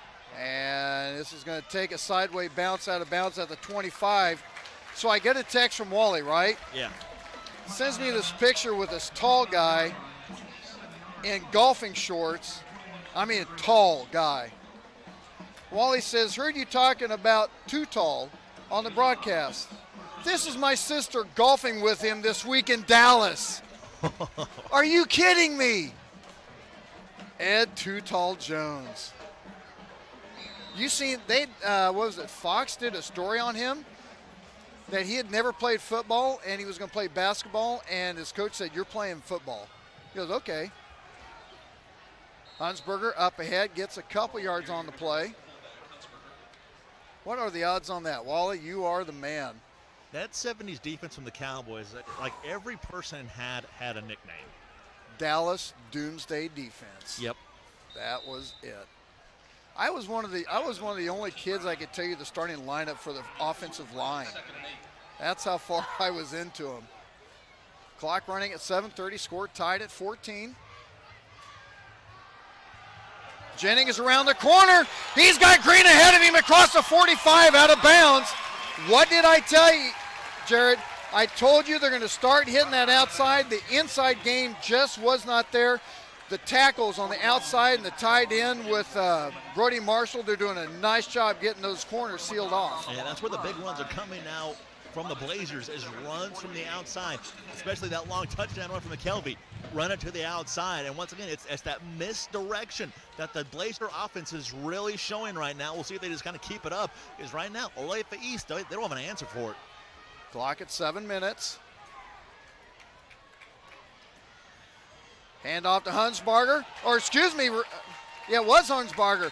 That was, I'll tell you what, that was pretty slick, because it looked like he handed off to Hunsberger, and then Rodriguez, AJ's right behind him, and looked like he was carrying the ball. Yeah, that's what this offense really brings. It is that misdirection. It's like you don't know who has the football. Is it the fullback? Is it the second guy he threw, or is it the tailback, or maybe it's the quarterback that's keeping it? This is what makes this offense, kind of this veer offense so dangerous, especially if you have a lot of speed in the backfield. And Junior, you can talk about how mind-boggling it can be trying to defend against this. Oh, it's gap, it's control your guy. It's tough. Hunsberger tries to spin away, not much there. He might have gotten back to the line of scrimmage. They're not going to give him forward progress. He got further than that. Number 8, Thomas, and 64. Well, they're going to say he lost a couple yards. I thought they were going to give forward progress. Clock running, 5:50. I think this is a big third down here for the Blazers. If they're able to convert this and keep this drive going, I think this is a very pivotal. Even it is only 5:40 left to play in the third quarter. I think this is a very pivotal third down for the Blazers to be able to pick it up here. Coming out of their standard package. McKelvey keeping himself, cuts it back inside, tries to bounce it back out. He gets down to the 35-yard line. You could tell McKelvey had a sense that he was one block away from stretching that to the blue. Another first down for the Blazers. And now Gardner's really starting to attack those edges. You can kind of sense maybe a change of momentum too, as all the momentum was on Olathe East side, but now you kind of see it maybe shift a little bit toward Gardner. Clock at 5:05. Jennings with the ball. He's got a blocker ahead of him, cuts it inside, smashes ahead, almost breaks one tackle, down at short of the 25-yard line, almost another Blazer first down. Now the physicality is starting to turn around. The Blazers are starting to take it to Olathe East. Oh yeah, it's just some absolutely strong running now for the Blazers. What do you see off that far side of the D line? You got, looks like one of the guys with their hands on their hips really gasping for breath right now. Yeah, they're getting tired as these long runs, especially to the outside, they're really gassing the defense. 4:30 to go in the third. Hand off to Hunsbarger. He's going to be down at the 20-yard line. It's going to be a first down. In which direction do they go? They went over that far side. I wonder if Cornelson saw that. When you get a guy gassed, you just keep pouring it right on him. Well, and going to that wide side, it gives you so much more room with the pitch guy, with McKelvey also. Just opens everything up, especially with all that speed. That's what this offense is meant to do. Get guys out in space and let them make a play. Clock running at 4:05. Hand off to Jennings, spins around, he gets close up to the 15-yard line. They're going to mark him down at the 16. And that is so key on that first down to get 3-4 yards on that first down, because I'm going to say on a standard offense, it gives you so many more options. But on this veer, it gives you so many more options on the misdirection that you want to run. Absolutely, because you want to be looking at a 2nd and 5, 2nd and 4 or 2nd and 5, instead of a 2nd and 6 or 2nd and 7. McKelvey's going to keep it himself, cuts it back inside across the 5, fights up ahead. Touchdown, baby. They're going to say touchdown, Blazers. McKelvey on a 16-yard touchdown run. The Blazers take their first lead of the night. His third rushing touchdown of the game. And once again, McKelvey has really turned it on. And Olathe East has absolutely no answer for McKelvey. 20-14, looking to add another one. Showing that speed that you talked to him about. Is he fast? I think he's fast. I think he's fast. I have a flag on the play. We're going to have false start. We're going to have to back it up and do it again. Penalty on the Trailblazers, false start. How do you have a false start on a field goal? Isn't that usually a silent count? Yep. Okay. I was just checking. So we'll try it again. I believe that is not a happy coach right there. Yeah, Coach Cornelson, he is not happy with the way his special teams are playing right now. Making silly, like I said, some coaches just call that just silly mistakes. And this one is up and good. 21-14 is the score. We're going to take a timeout, be back with a kickoff right after this on the Blazer Broadcast Network. These are just a few of the sponsors of the Blazer Broadcast Network. Junior's Detail and Plasti Dip. If you're getting ready to sell your car, you know that appearance is key. So why not let Jeff get your car ready for you? Call Jeff at 620-1253. American Computers. There's a reason why American Computers is the official computer store of the Blazer Broadcast Network. It just takes a single visit to find out why. American Computers, 325 North Moonlight, across the street from Trails West Ace Hardware. Humphreys Family Dentistry. For the best in general dentistry, Humphreys Family Dentistry will give you the smile you've always wanted. Make your appointment by calling 856-2333. That's 856-2333. These are just a few of the sponsors of the Blazer Broadcast Network. Ryan Ragland back with you at the McCarthy Auto Group broadcast booth. And I want to say huge thanks to Capes Whole Homes Heating and Cooling for the HD broadcast. And that's not going to make a coach very happy, as the kick is going to go out of bounds, and that's going to give East the ball at the 35-yard line. Ryan, did you see that? What'd I see? The ball kick came over me, and I actually hopped it on my right foot, and I caught it. That's probably the most athletic play I've ever had in my entire life. I was going to say that's about the extent of your athletic ability, isn't it? I was shocked, and I was expecting the whole crowd just to lose their minds, but it didn't happen. Well, that's because they don't know what we know. They just think I'm just a natural athlete. Well, hey, I'm a good pretender, if nothing else. There you go. 3:17. Blazers up in the third. Thomas keeps it himself, spins off one tackle. Cannot get by Marshall Mason. Now, Junior, defensively, your offense just did a nice, beautiful drive, getting you guys the lead. Your first thoughts when you get back on that field? Keep doing what you're doing.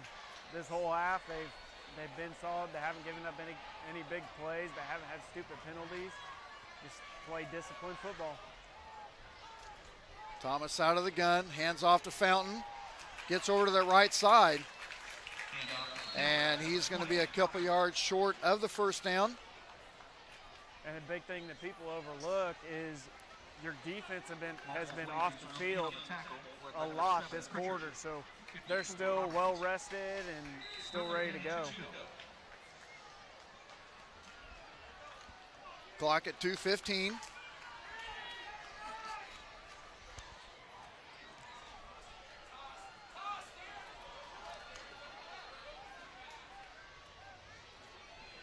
Thomas with a little stutter step, tried to go to that right side, and there wasn't much there. He's waiting for the hold to form up. And evidently, I didn't see who that was, if that was Pritchard or if that was Robertson, but someone saw that coming, and they filled the gap. But they're going to give him enough for the first down. And Junior, I know you talked about a little bit about the defense, staying penalty free. Outside of the face mask on the kick return, the offsides on the PAT over here on the last touchdown. Hasn't the defense been pretty much penalty free this game, because they didn't have a flag last week at all against Lawrence? 1st and 10. Hand off to Fountain up the middle. Pritchard with the initial hit. Gives him a couple yards on the play. Robertson gets up, kind of working his left shoulder a little bit. 1 minute to go in the third. Blazers up by a touchdown. This could make an interesting situation. The Blazers can hold them for a long third down going into the fourth quarter. Fountain going off that right side. He's being chased. He's going to have a first down. And they're going to actually have him marked out of bounds at the 37-yard line. And I'll tell you right now, Fountain going off the right side of that offensive line has been money all night. Yeah, and just Fountain running the football. I mean, like I said, he is just an absolutely tough runner to bring down. He runs with a lot of anger, and he just runs, he's running people over.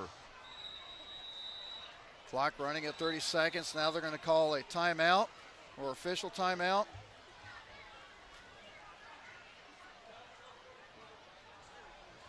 Well, we're going to reset the game clock.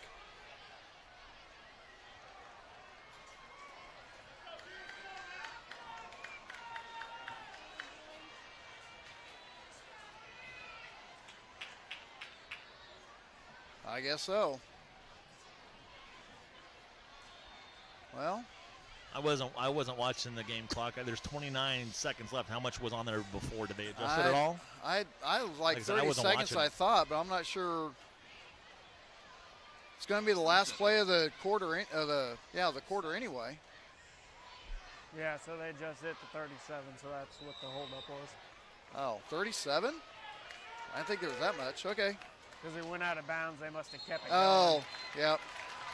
And now we're going to have a false start, and that's going to back them up 5 more yards. And this is where the defense has to take advantage of that. First, now you got to be salivating. Drive, yeah. You got to hold them to a second and long here, keep them to a minimal gain, and just keep that stretch on that first down marker. Ball marked back at the 42-yard line.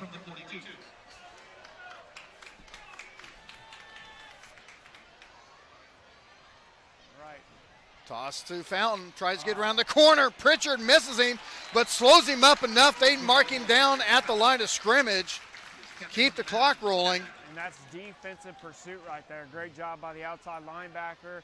Didn't hold the edge, but made him stretch it out.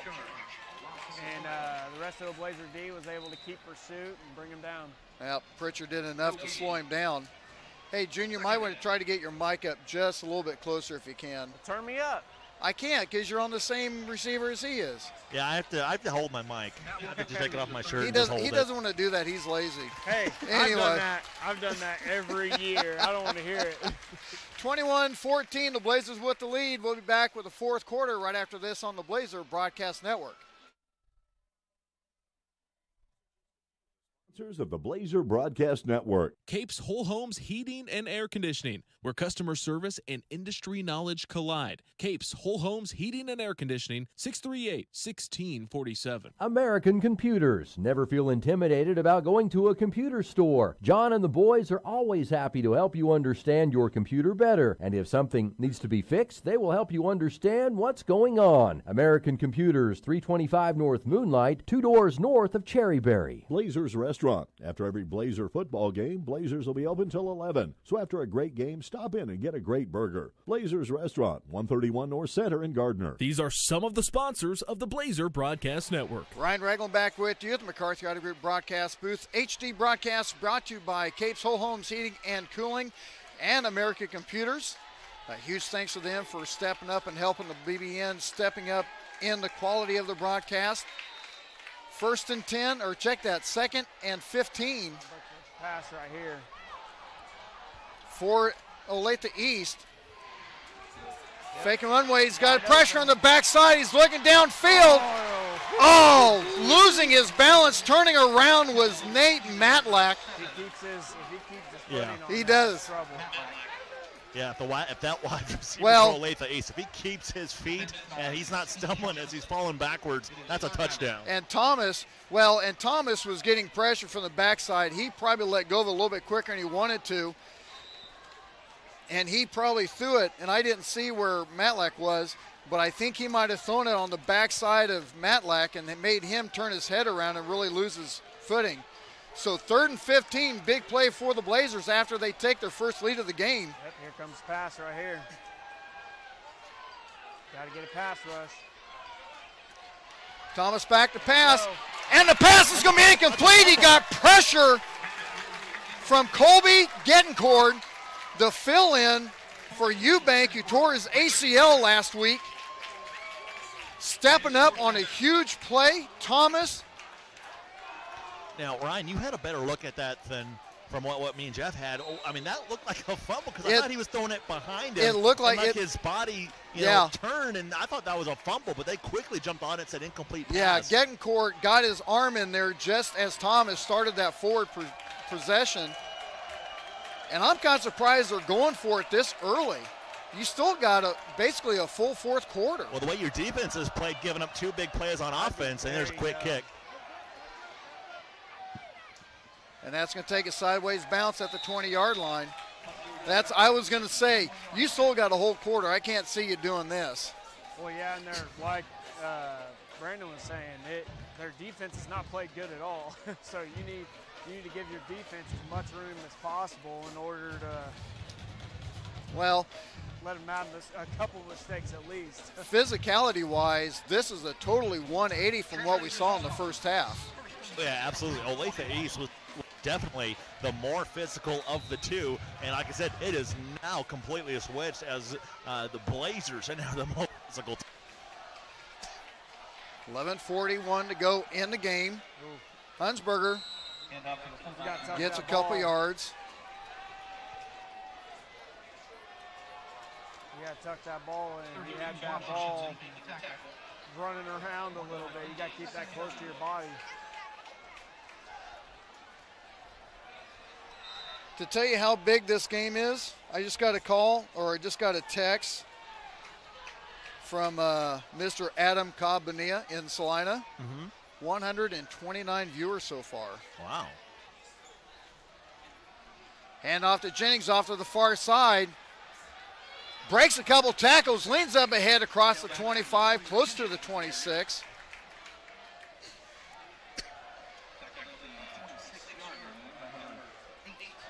Take a look at some of the scores real quick around the Kansas City area.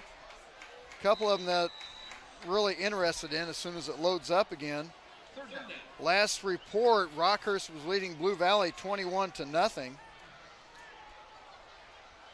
Big possession right here. Columbine in Colorado leading Olathe North 7-0 at the half. 5.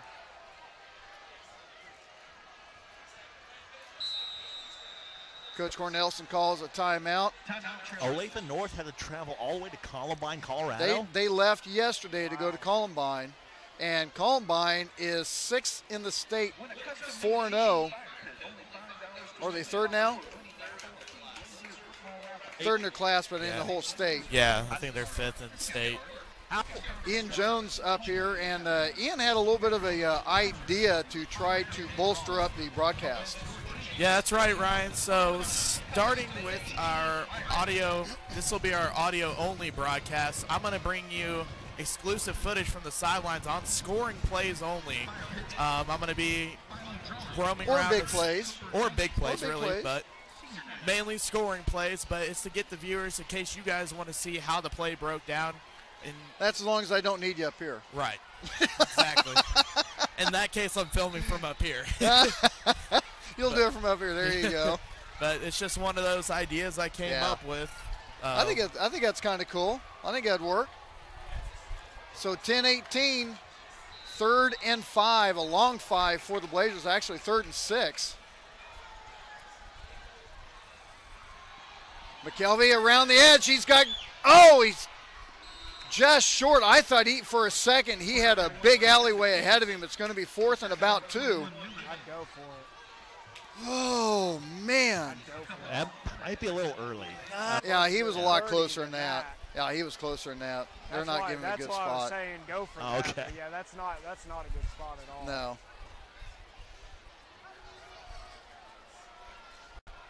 In at quarterback is Tyler Getzman.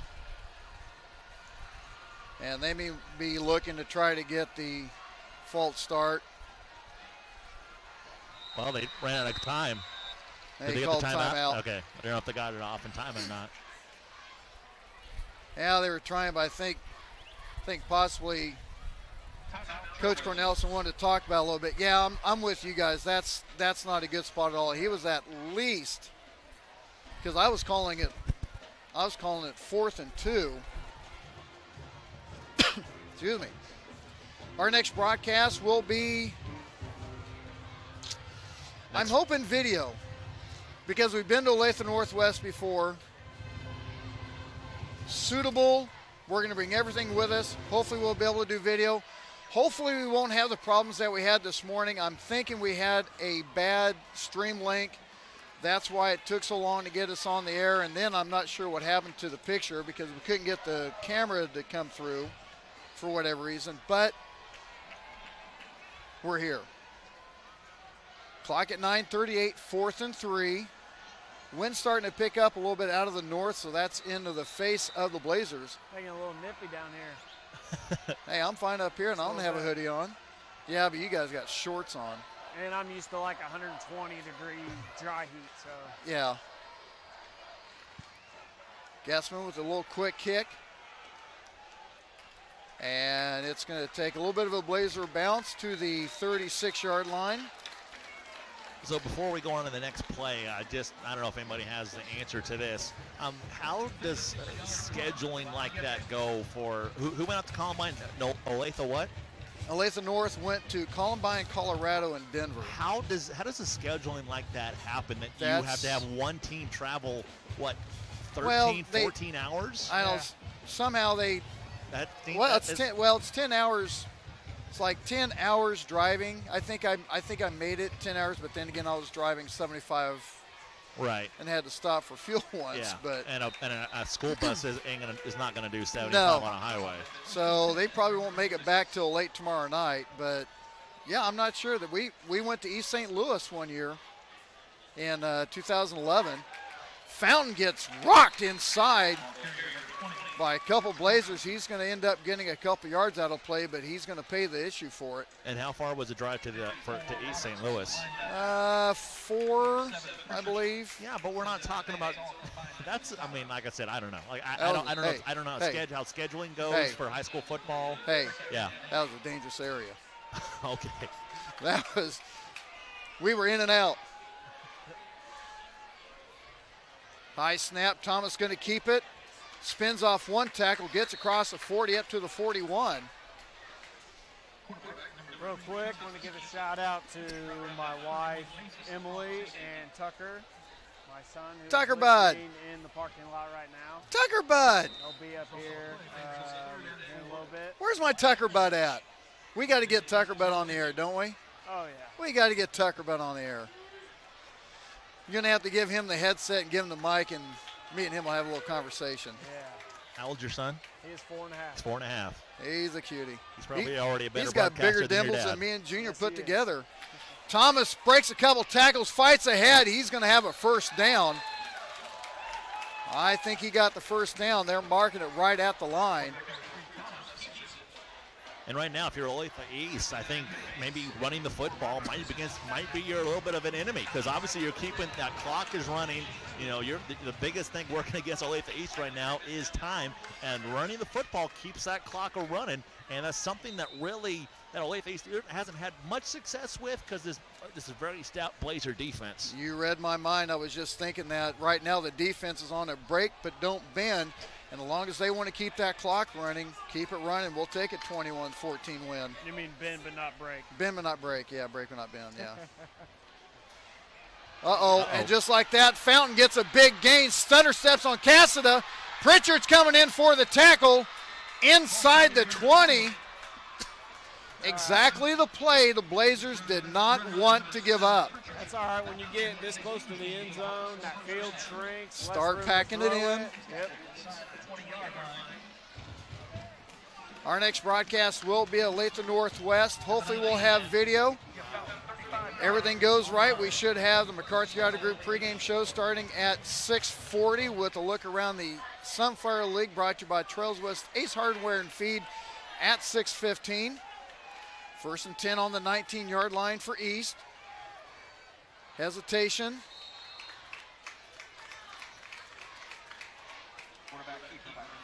Not much there. Couple yards on the play. Keeps the clock running at 7:25 to go in the game. You know, now if you're in this area of the field, if you're the Blazers, you know, you want to kind of be careful if, you know, if a passing, you know, if they go in a passing formation, that you got everybody covered. Going with a tight end high on the high side. Toss to Fountain. Brought down close to the 14. Give him about 4 yards to go. Now in this situation, Ryan, what are you thinking? If Olathe East doesn't pick up this first down, do you think they go for it? Do you have to go for it? You know what? Well, even if they get no yards right here, if the offense it's gets either back on the field, it's either get the score, it's over. Yeah, it's either get the field goal and hope your defense holds. Yep. Hand off to Fountain. Not much there. Brought down for a loss on the play. Pritchard on the stop. And Pritchard's had 2 big tackles in this game, and he's made some 2 big plays in this, and now it's a 4th down and 6. I'm thinking Pritchard's really liking this middle linebacker spot. Now it makes it interesting. Makes it very interesting. Coach Owens, yeah, I think I'm going to call a timeout. That's a good time. Discuss this situation too. We'll take one too. 6:06 to go in the game. Blazers up. East facing a 4th and 6. We'll be back right after this on the Blazer Broadcast Network. These are just a few of the sponsors of the Blazer Broadcast Network. Junior's Detail and Plasti Dip. When your car looks good, you feel good. See how good you can feel today. Junior's Detail and Plasti Dip. 620-1253. Humphreys Family Dentistry. For the best in general dentistry, Humphreys Family Dentistry will give you the smile you've always wanted. Make your appointment by calling 856-2333. That's 856-2333. The Design Company Salon. Check them out on Facebook, and while you're there, you can book your appointment at the same time. The Design Company Salon, 136 East Main in Gardner. These are just a few of the sponsors of the Blazer Broadcast Network. High school officials are essential for the survival of school activities. Unfortunately, the number of high school officials is dwindling. Without these hardworking personnel, there would be no Friday night football games, no high-energy basketball games, as well as no... All right, here we go, 4th and 6. Thomas back to pass in the flat. It's going to be complete. In for the touchdown is Ray Lewis. And that is almost the exact play that they did. They just rolled it to the reverse side where Ray Lewis got wide, wide open. And now we have Olathe East out. They're going for 2. Nope, they're kicking it. Oh, they're kicking it. Yeah, I thought it looked like they were setting up for 2. Taking a look at the chat room real quick. We'll take a look at what some of the people are saying here in a second. As Olathe East looking to tie the score up. Ooh, almost got it. Score tied at 21 with 5:59 to go. Wally's checking in saying hi. My boy Adam checking in says looks and sounds good. He's Chromecasting. Chris McKelvey says good job, nephew. Watching back home in Houston. He says, I guess you can play a little bit, not bad. 132 people watching right now. That's a great deal. That's the reason why we do this on the BBN. So right now, I would say getting into the win, you need to probably get down to about the 15-yard line if you're going to look at field goal. The one thing the Blazers have not been able to do is really bust off that big run. Now take that back. McKelvey had that 48-yard run, but other than that, they really have not been able to bust the big 25, 30-yard runs that they've been accustomed to doing the last few games. That guy's got a leg. Pritchard takes the ball at the 1. Goes up the middle, tries to bounce to the outside, tries to cut it inside, slips. Woo. Oh, my. Should have kept running towards that sideline. That's one of those where you wish you had a couple extra knobs on your shoes off the side. That kid's got some wheels, though. I'm surprised he's not playing a little bit on the offensive side of the ball. That's your middle linebacker right there. Yeah. You don't see on very many teams no. Middle linebacker carrying the football on a kick return, being your return guy. 5:52 to go in the game. Score tied at 21. Ball on the 29-yard line. Hulsenberg breaking a couple tackles, bounce to the outside. He's got one man to beat to get around the corner. Stutter steps, cross the 30, down at the 27-yard line. Got a flag. We're going to have a hold, is what Ian's calling. Yep, and it looks like they're bringing it back. And isn't that the second time that he's had a huge run? He had a touchdown run week 2 of the season, and they had to bring it back because of a holding, and now a second big run for him, and they have to bring it back again. And the bad thing was, at that marker, at that spot, they're going to mark it down. There's going to be a spot foul. Oh, they're going to say it was grabbing a horse collar on the block. So give them the gain to the 15 or to the 45, mark it back to the third, or they're going to give him a 10-yard, but it's still going to be 1st and 10. Should be. Line of scrimmage now 36. Well, if you're going to make it 1st and 5, I guess, but I thought, okay. This is where high school sometimes just kind of confuses me. 1st and 3. So what would you rather have, 1st and 10 or 1st and 3? I'll take 1st and 3. McKelvey keeping it, gets to the outside. He gets around the corner. He's across the 40. Out of bounds at the 41-yard line. And that was simply, I'm taking the ball and I'm running that direction. And once again, what's the success of this offense? It's the runs from the outside that's really having the most success for this Blazer football team. And once again, another run there from McKelvey. A run to the outside, picks up good yards on the first down. Gets across midfield. It's a 1st and 10. Ball the 41-yard line. Makes that last play not hurt as bad. Wondering why they were running the clock when he was running out of bounds. That's what I was wondering too. So it was about 25-30 whenever he ran out of bounds.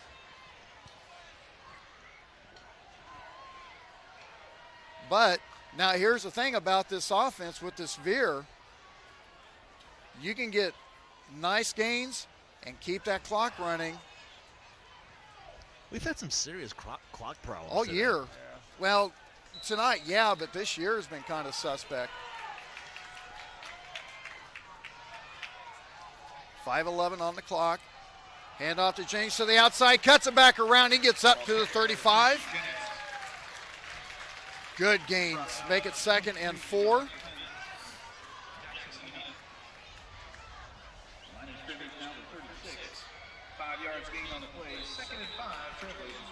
Blazers really taking it hard. By the way, want to remind everyone, hit that subscribe button on the bottom of the screen when we have a technical problem, a stream code issue like we did, and we had to go back to our original one. That's the reason why you need to hit the subscribe. Once we get on the air, you're going to get an alert, even though the element I set up wasn't working. So make sure you hit that subscribe button on the bottom, and every time we go on, you're going to know about it. Fake handoff. McKelvey's going to try to keep it. He's going to be brought down behind the line of scrimmage. That was a busted play. Yeah, I was trying to figure out where exactly that was going. McKelvey kept it. So 3rd and 6. Now, here's my question. Well, you know what? I don't think this is really a question. I think this is pretty much 4-down territory. I think so. I think how this drive has been going, you've been able to pick up big yardage and good yardage. I think if it's if it's less than 4th and 4, I think you go for it. McKelvey keeps it, has the seam on the outside, cross the 30 to the 25, cuts it back, down at the 20. Don't worry about 4-down territory. It's going to be 1st down for the Blazers. Ooh, we got Blazer down too. He's getting back up. Oh, You might want to make sure, and Junior, you can kind of attest to this. No matter how hurt you are, you don't want to come out of the game. You need to make sure that you're not going to be a hindrance to the team with what you're hurting with. Oh, absolutely. You got to take one for the team. If you're not 100%. You got to take one for the team, but you don't want to hurt the team at the same time. Yep. So 1st and 10 from the 21. Hand off to Hunsbarger. Bounces to the outside. He's across the 10, the 5. He's going to be out of bounds at the 2-yard line. 1st and goal for the Blazers. If he would have just simply stuck his hand out, that's a touchdown. He had his man beat. And once again, if he's out of the 2, but it was so close. If he would have just stuck his hand out, that was a touchdown. Wally just texted me 163 people watching the broadcast right now. Thank you for watching.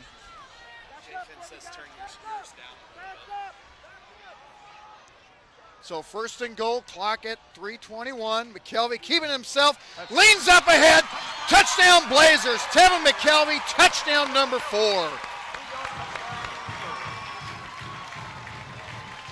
Tevin McKelvey doing it for the Blazers tonight. All right, defense.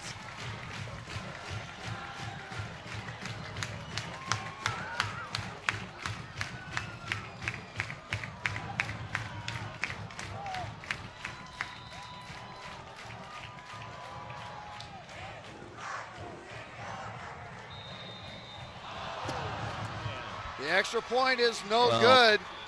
Hopefully that won't loom huge. And how many times have we talked about special teams this season, Ryan? And like I said, we talked about it in the, like I said, I guess I started on the 2nd week, but how big missed extra points are going to be. So now we'll just have to sit and wait. 3:17 left on the clock, and Olathe East gets the football back. Well, yeah, and that's the first thing I did. I looked over how much time is left. That's a lot of time, and if you don't know, but Junior remembers, the year before last year, 2 years ago, Griffin Johns, quarterback for the Blazers, they lost 2 games, one to Mill Valley, one to Shawnee Mission East in the playoffs, lost it within 3, giving the other opponent the ball within 3 minutes left to go in the game, and the team scored to take the win. Twice that happened that year. Hey, we just got a notification on the Facebook page. We have someone watching from Maui. Maui! Maui, wowie. Hey, send us a lay. I'll take one of those. Maui, that's nice. It's a lot warmer there than it is here. Almost! I'll tell you what. I will tell you what, son. That almost, I guarantee, that will be talked about at film on Monday. He almost got down there fast enough. And people don't think about this also. Normally, whenever you see a kicking team trying to get the ball back, it's an onside kick. No matter if they kick it deep or kick it short, if that receiving team doesn't touch the ball, that's still a live ball. Yep, the they kicking can team still grab can it. cover that. 3:15 defense needs a big hold right now. Crowd is into it. Oh, I thought Fountain moved a little bit.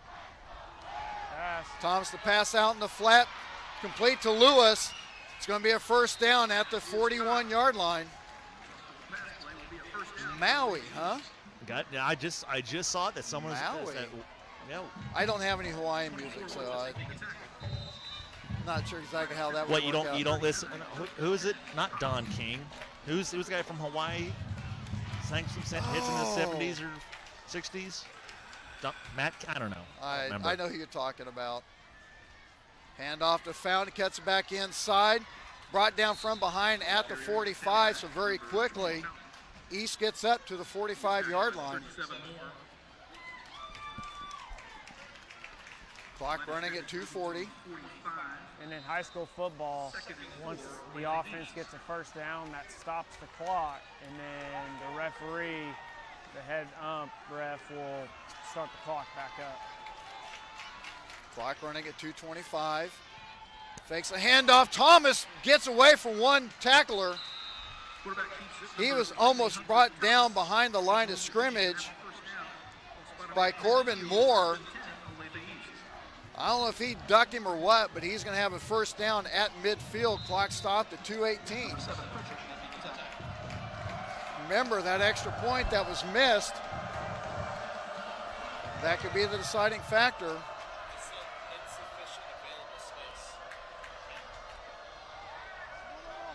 Thomas bobbles it. He tries to get to the outside. He's being chased, and he's going to go out of downs, stop the clock.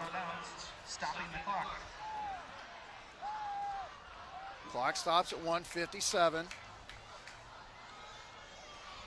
Now this is kind of reversal. Now Olathe East. I'll tell you what, Thomas is kind of tired too. He just got done bending down a little bit like he was trying to catch a breath. Clock at 1:57.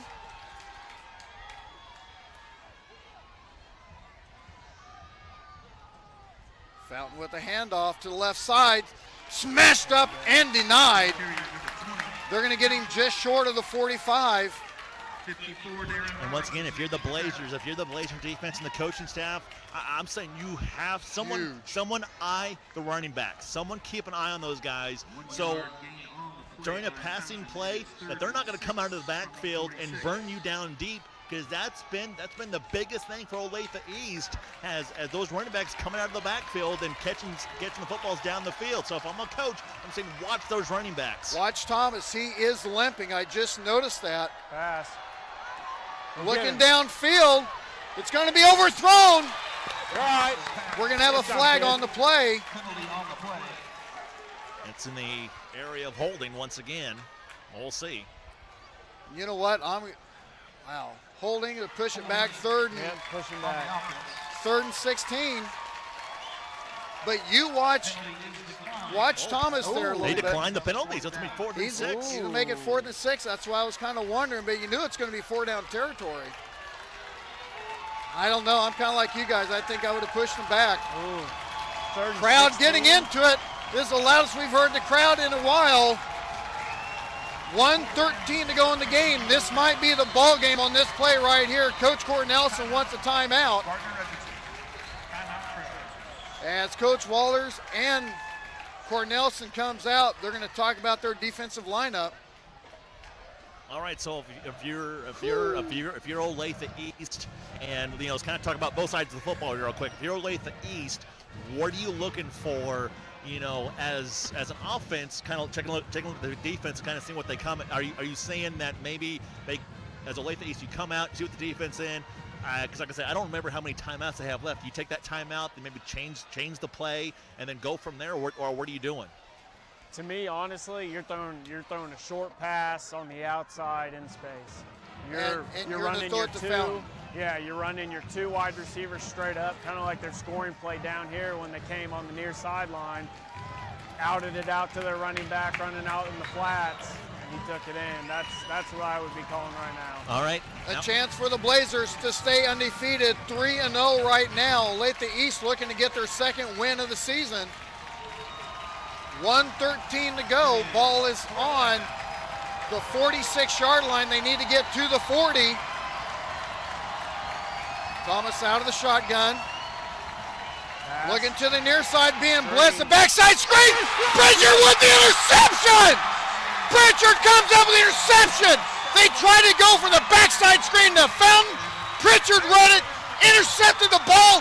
Blazers get the ball with 1:08 to go in the game. And that's what Olathe East, we talked about it. What's been the biggest thing for success on Olathe East? It's been those wide receiver screens. And so obviously as a coaching staff, guys, we just talked about it. We thought that's exactly what they were going to do. And they read it perfectly. And that's a big play, and that's the game. And the thing is that play is all a checker game, because that play does not work unless the defense is blitzing. If the defense is blitzing, you got no one over there. But if your linebackers are playing the running backs, playing man, and that play's not going anywhere. And Jeffrey, you called it. You said someone needs to keep an eye, needs to spy on the running back. And what did Pritchard do? He spied on Fountain. Yep. And that's exactly what happened on that play. The McCarthy Auto Group player of the game might have been Tevin McKelvey with his 4 touchdowns. No, sirree, Bob. Tonight, we are giving it to Devontae Pritchard. We will talk to him during the McCarthy Auto Group postgame show as the Blazers will go 4-0 for the first time in 8 years as they will head on to Olathe Northwest next week to look to move on to 5-0. We're going to take a timeout, be back in a couple minutes. The Blazers are 4-0 on the Blazer Broadcast Network. Hey, Gardner Edgerton fans! The McCarthy Auto Group is a proud supporter of youth sports across the Blazer Nation. If you're in the market for a new or pre-owned vehicle, or you need service or body work done, we hope you'll visit one of the 11 McCarthy Auto Group locations. Visit kccars.com for over 3,000 new, certified, and pre-owned vehicles. Our inventory covers most every make and model and prices to fit every budget. The McCarthy Auto Group, with locations in Olathe and Overland Park, Kansas, and Blue Springs and Sedalia, Missouri. Go Trailblazers! These are just a few of the sponsors of the Blazer Broadcast Network. Capes Whole Homes Heating and Air Conditioning. Contact Sean for any home indoor air quality products that you might need or be interested in. Capes Whole Homes Heating and Air Conditioning. 638-1647. American Computers, your one-stop shop for all of your computer needs. Stop in and see what all they have in stock. American Computers, 325 North Moonlight in Gardner, across the street from Trails West Ace Hardware. Blazers Restaurant, serving Gardner's best burgers made fresh every day since 1976. Blazers Restaurant, 131 North Center in Gardner. These are some of the sponsors of the Blazer Broadcast Network. When you're Kansas City born and raised, you know just how much meat matters. That's why Price Chopper employs real butchers. They're hard at work every day in every store, so you never have to settle for something prepackaged out of state. They're so sure you'll love their KC Pride beef, They even back it with a 200% guarantee. Stop by Price Chopper tonight, where they cut meat, never corners.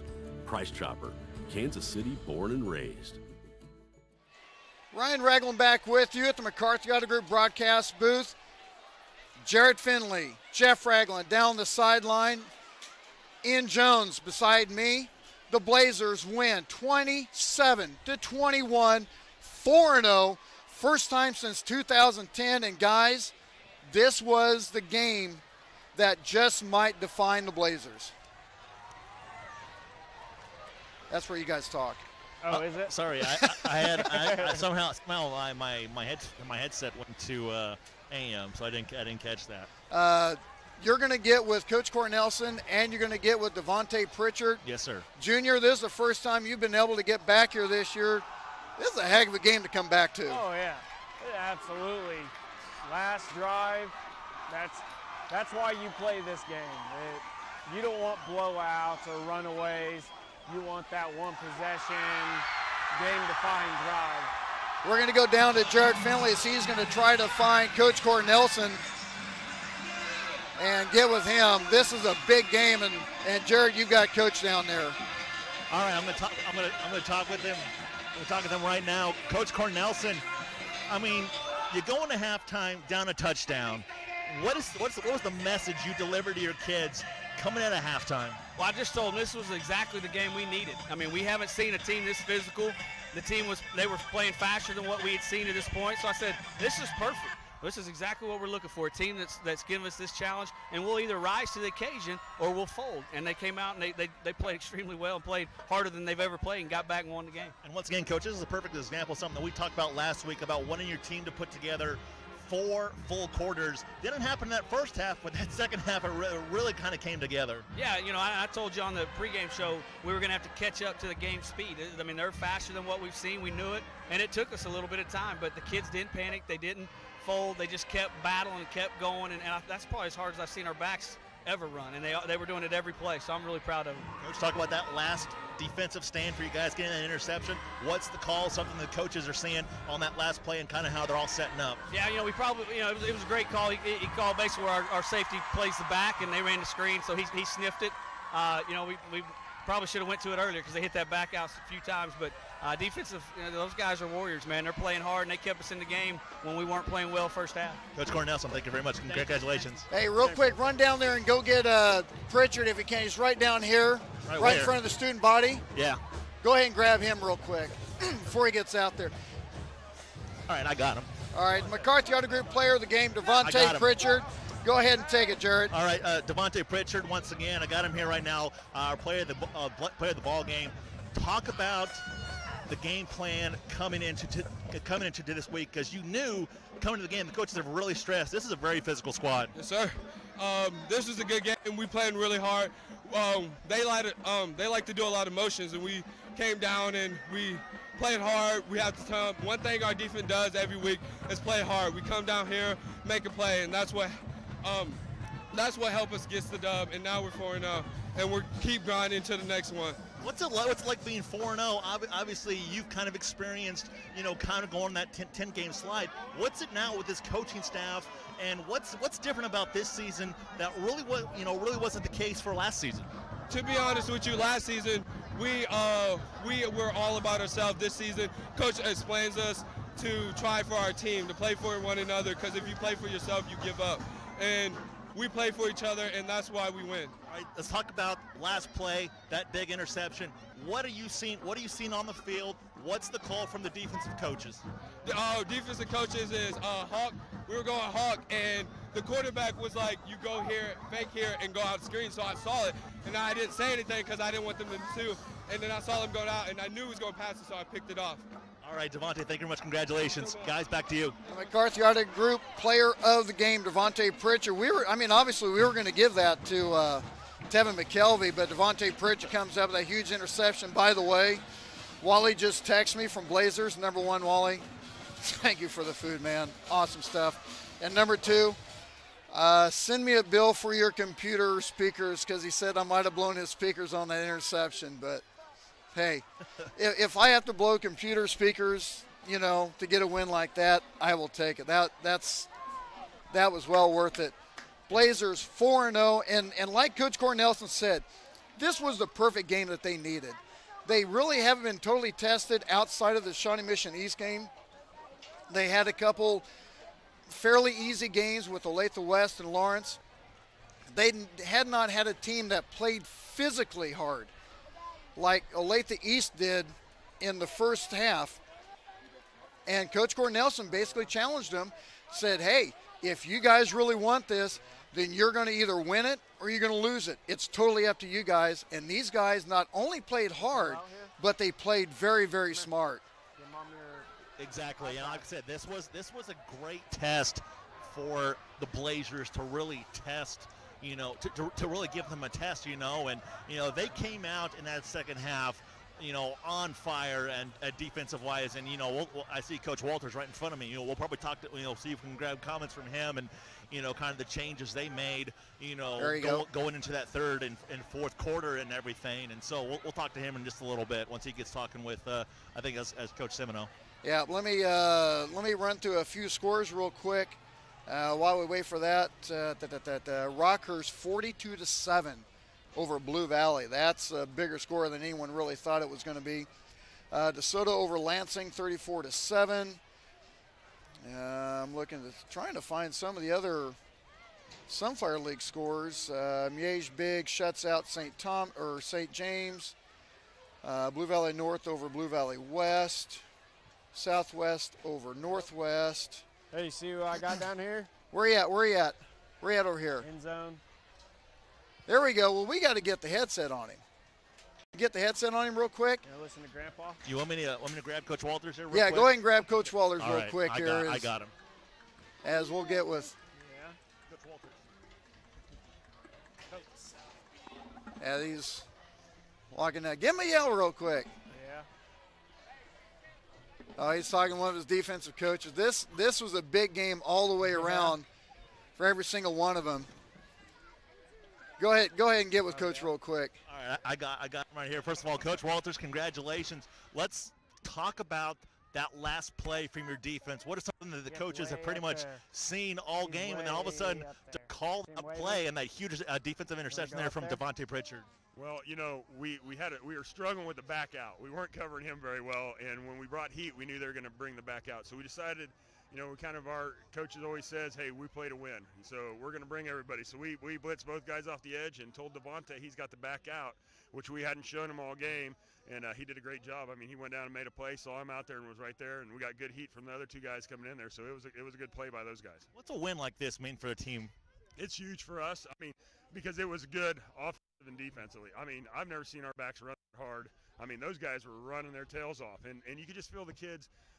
I think in the past maybe when it got tough, they might have backed off. But I just felt our kids stand up to the challenge, and that's probably the biggest thing I'm more proud of than anything is that we kept battling and we didn't quit, and we kept fighting in there, and we didn't back down at all. So that was the good thing. What's it mean also? We know how big it is for the players to be 4-0. What's it mean for the coaches to be at this spot at 4-0, especially having a season, you know, like last year, probably season, you know, that wasn't probably the best? Right. I think for bringing a new staff in, that helps you.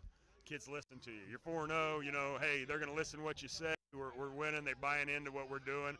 And that's huge. You know, if you're the other way and you could be playing pretty good ball and doing the same things, but you're losing at the end, you know, it's just not the same thing. So it's been huge for us to get the kids attention and doing what we ask them to do, and they've been great at it. So it was huge, and we needed it. Coach Walters, thank you very much. Congratulations, sir. Excellent. Coach Walters here on the Blazer Broadcast Network on the McCarthy Auto Group pregame show. As the Blazers come up large, 27-21. I'm not exactly sure what to say. I think every adjective that we've been able to use.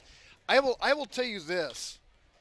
To me, this game is, you know, you've heard Coach Cornelson, we've heard Coach Walters talk about how big this game is. I think this game is a testament that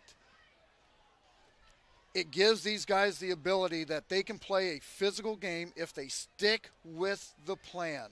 If it doesn't work, we'll get it worked out. We'll get it fixed. We'll make the adjustments. I think this game is a testament. And I'll tell you the other thing that I thought. Olathe Northwest still looking for their first win.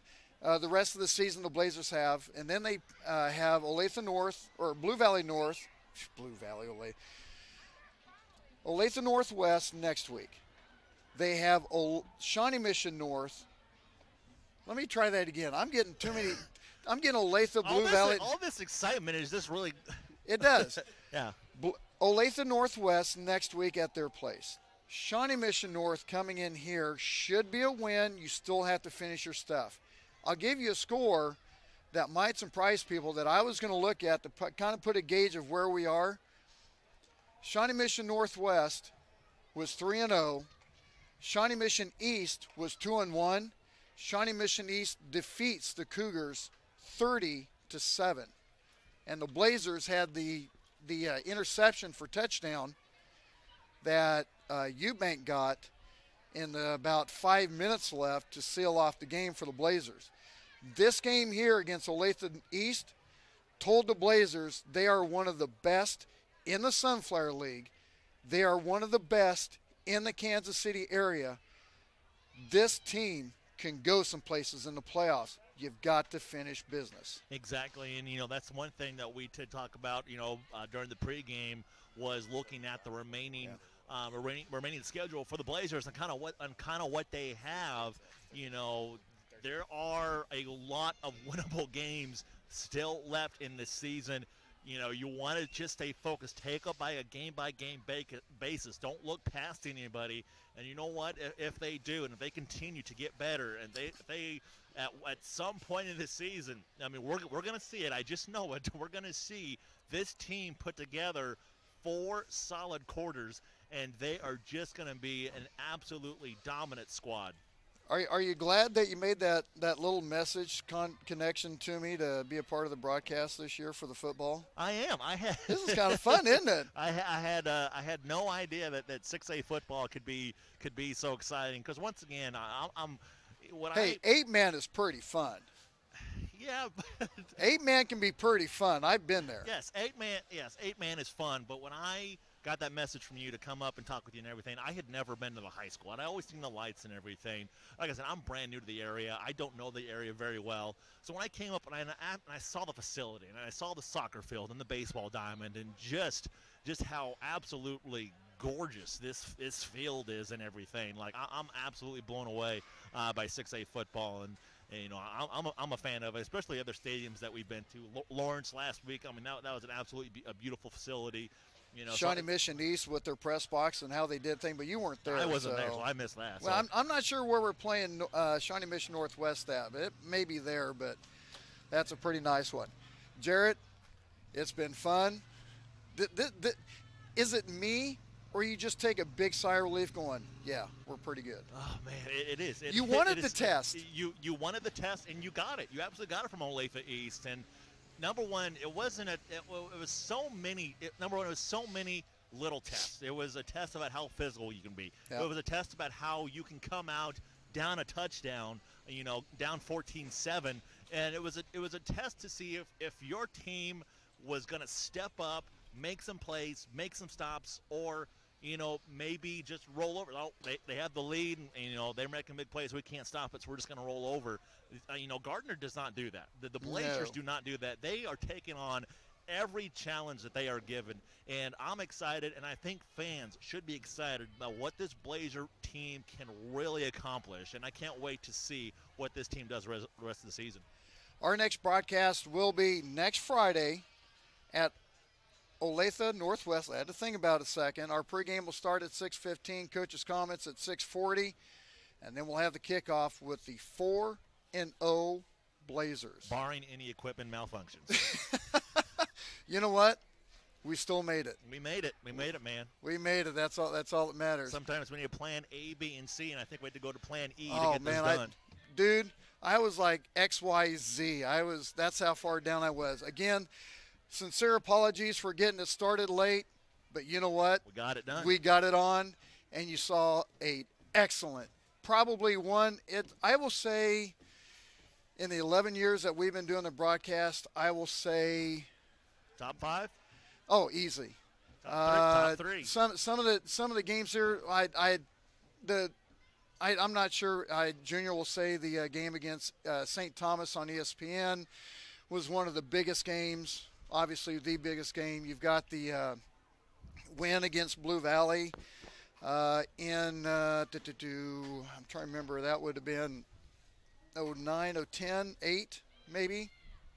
That was a big game.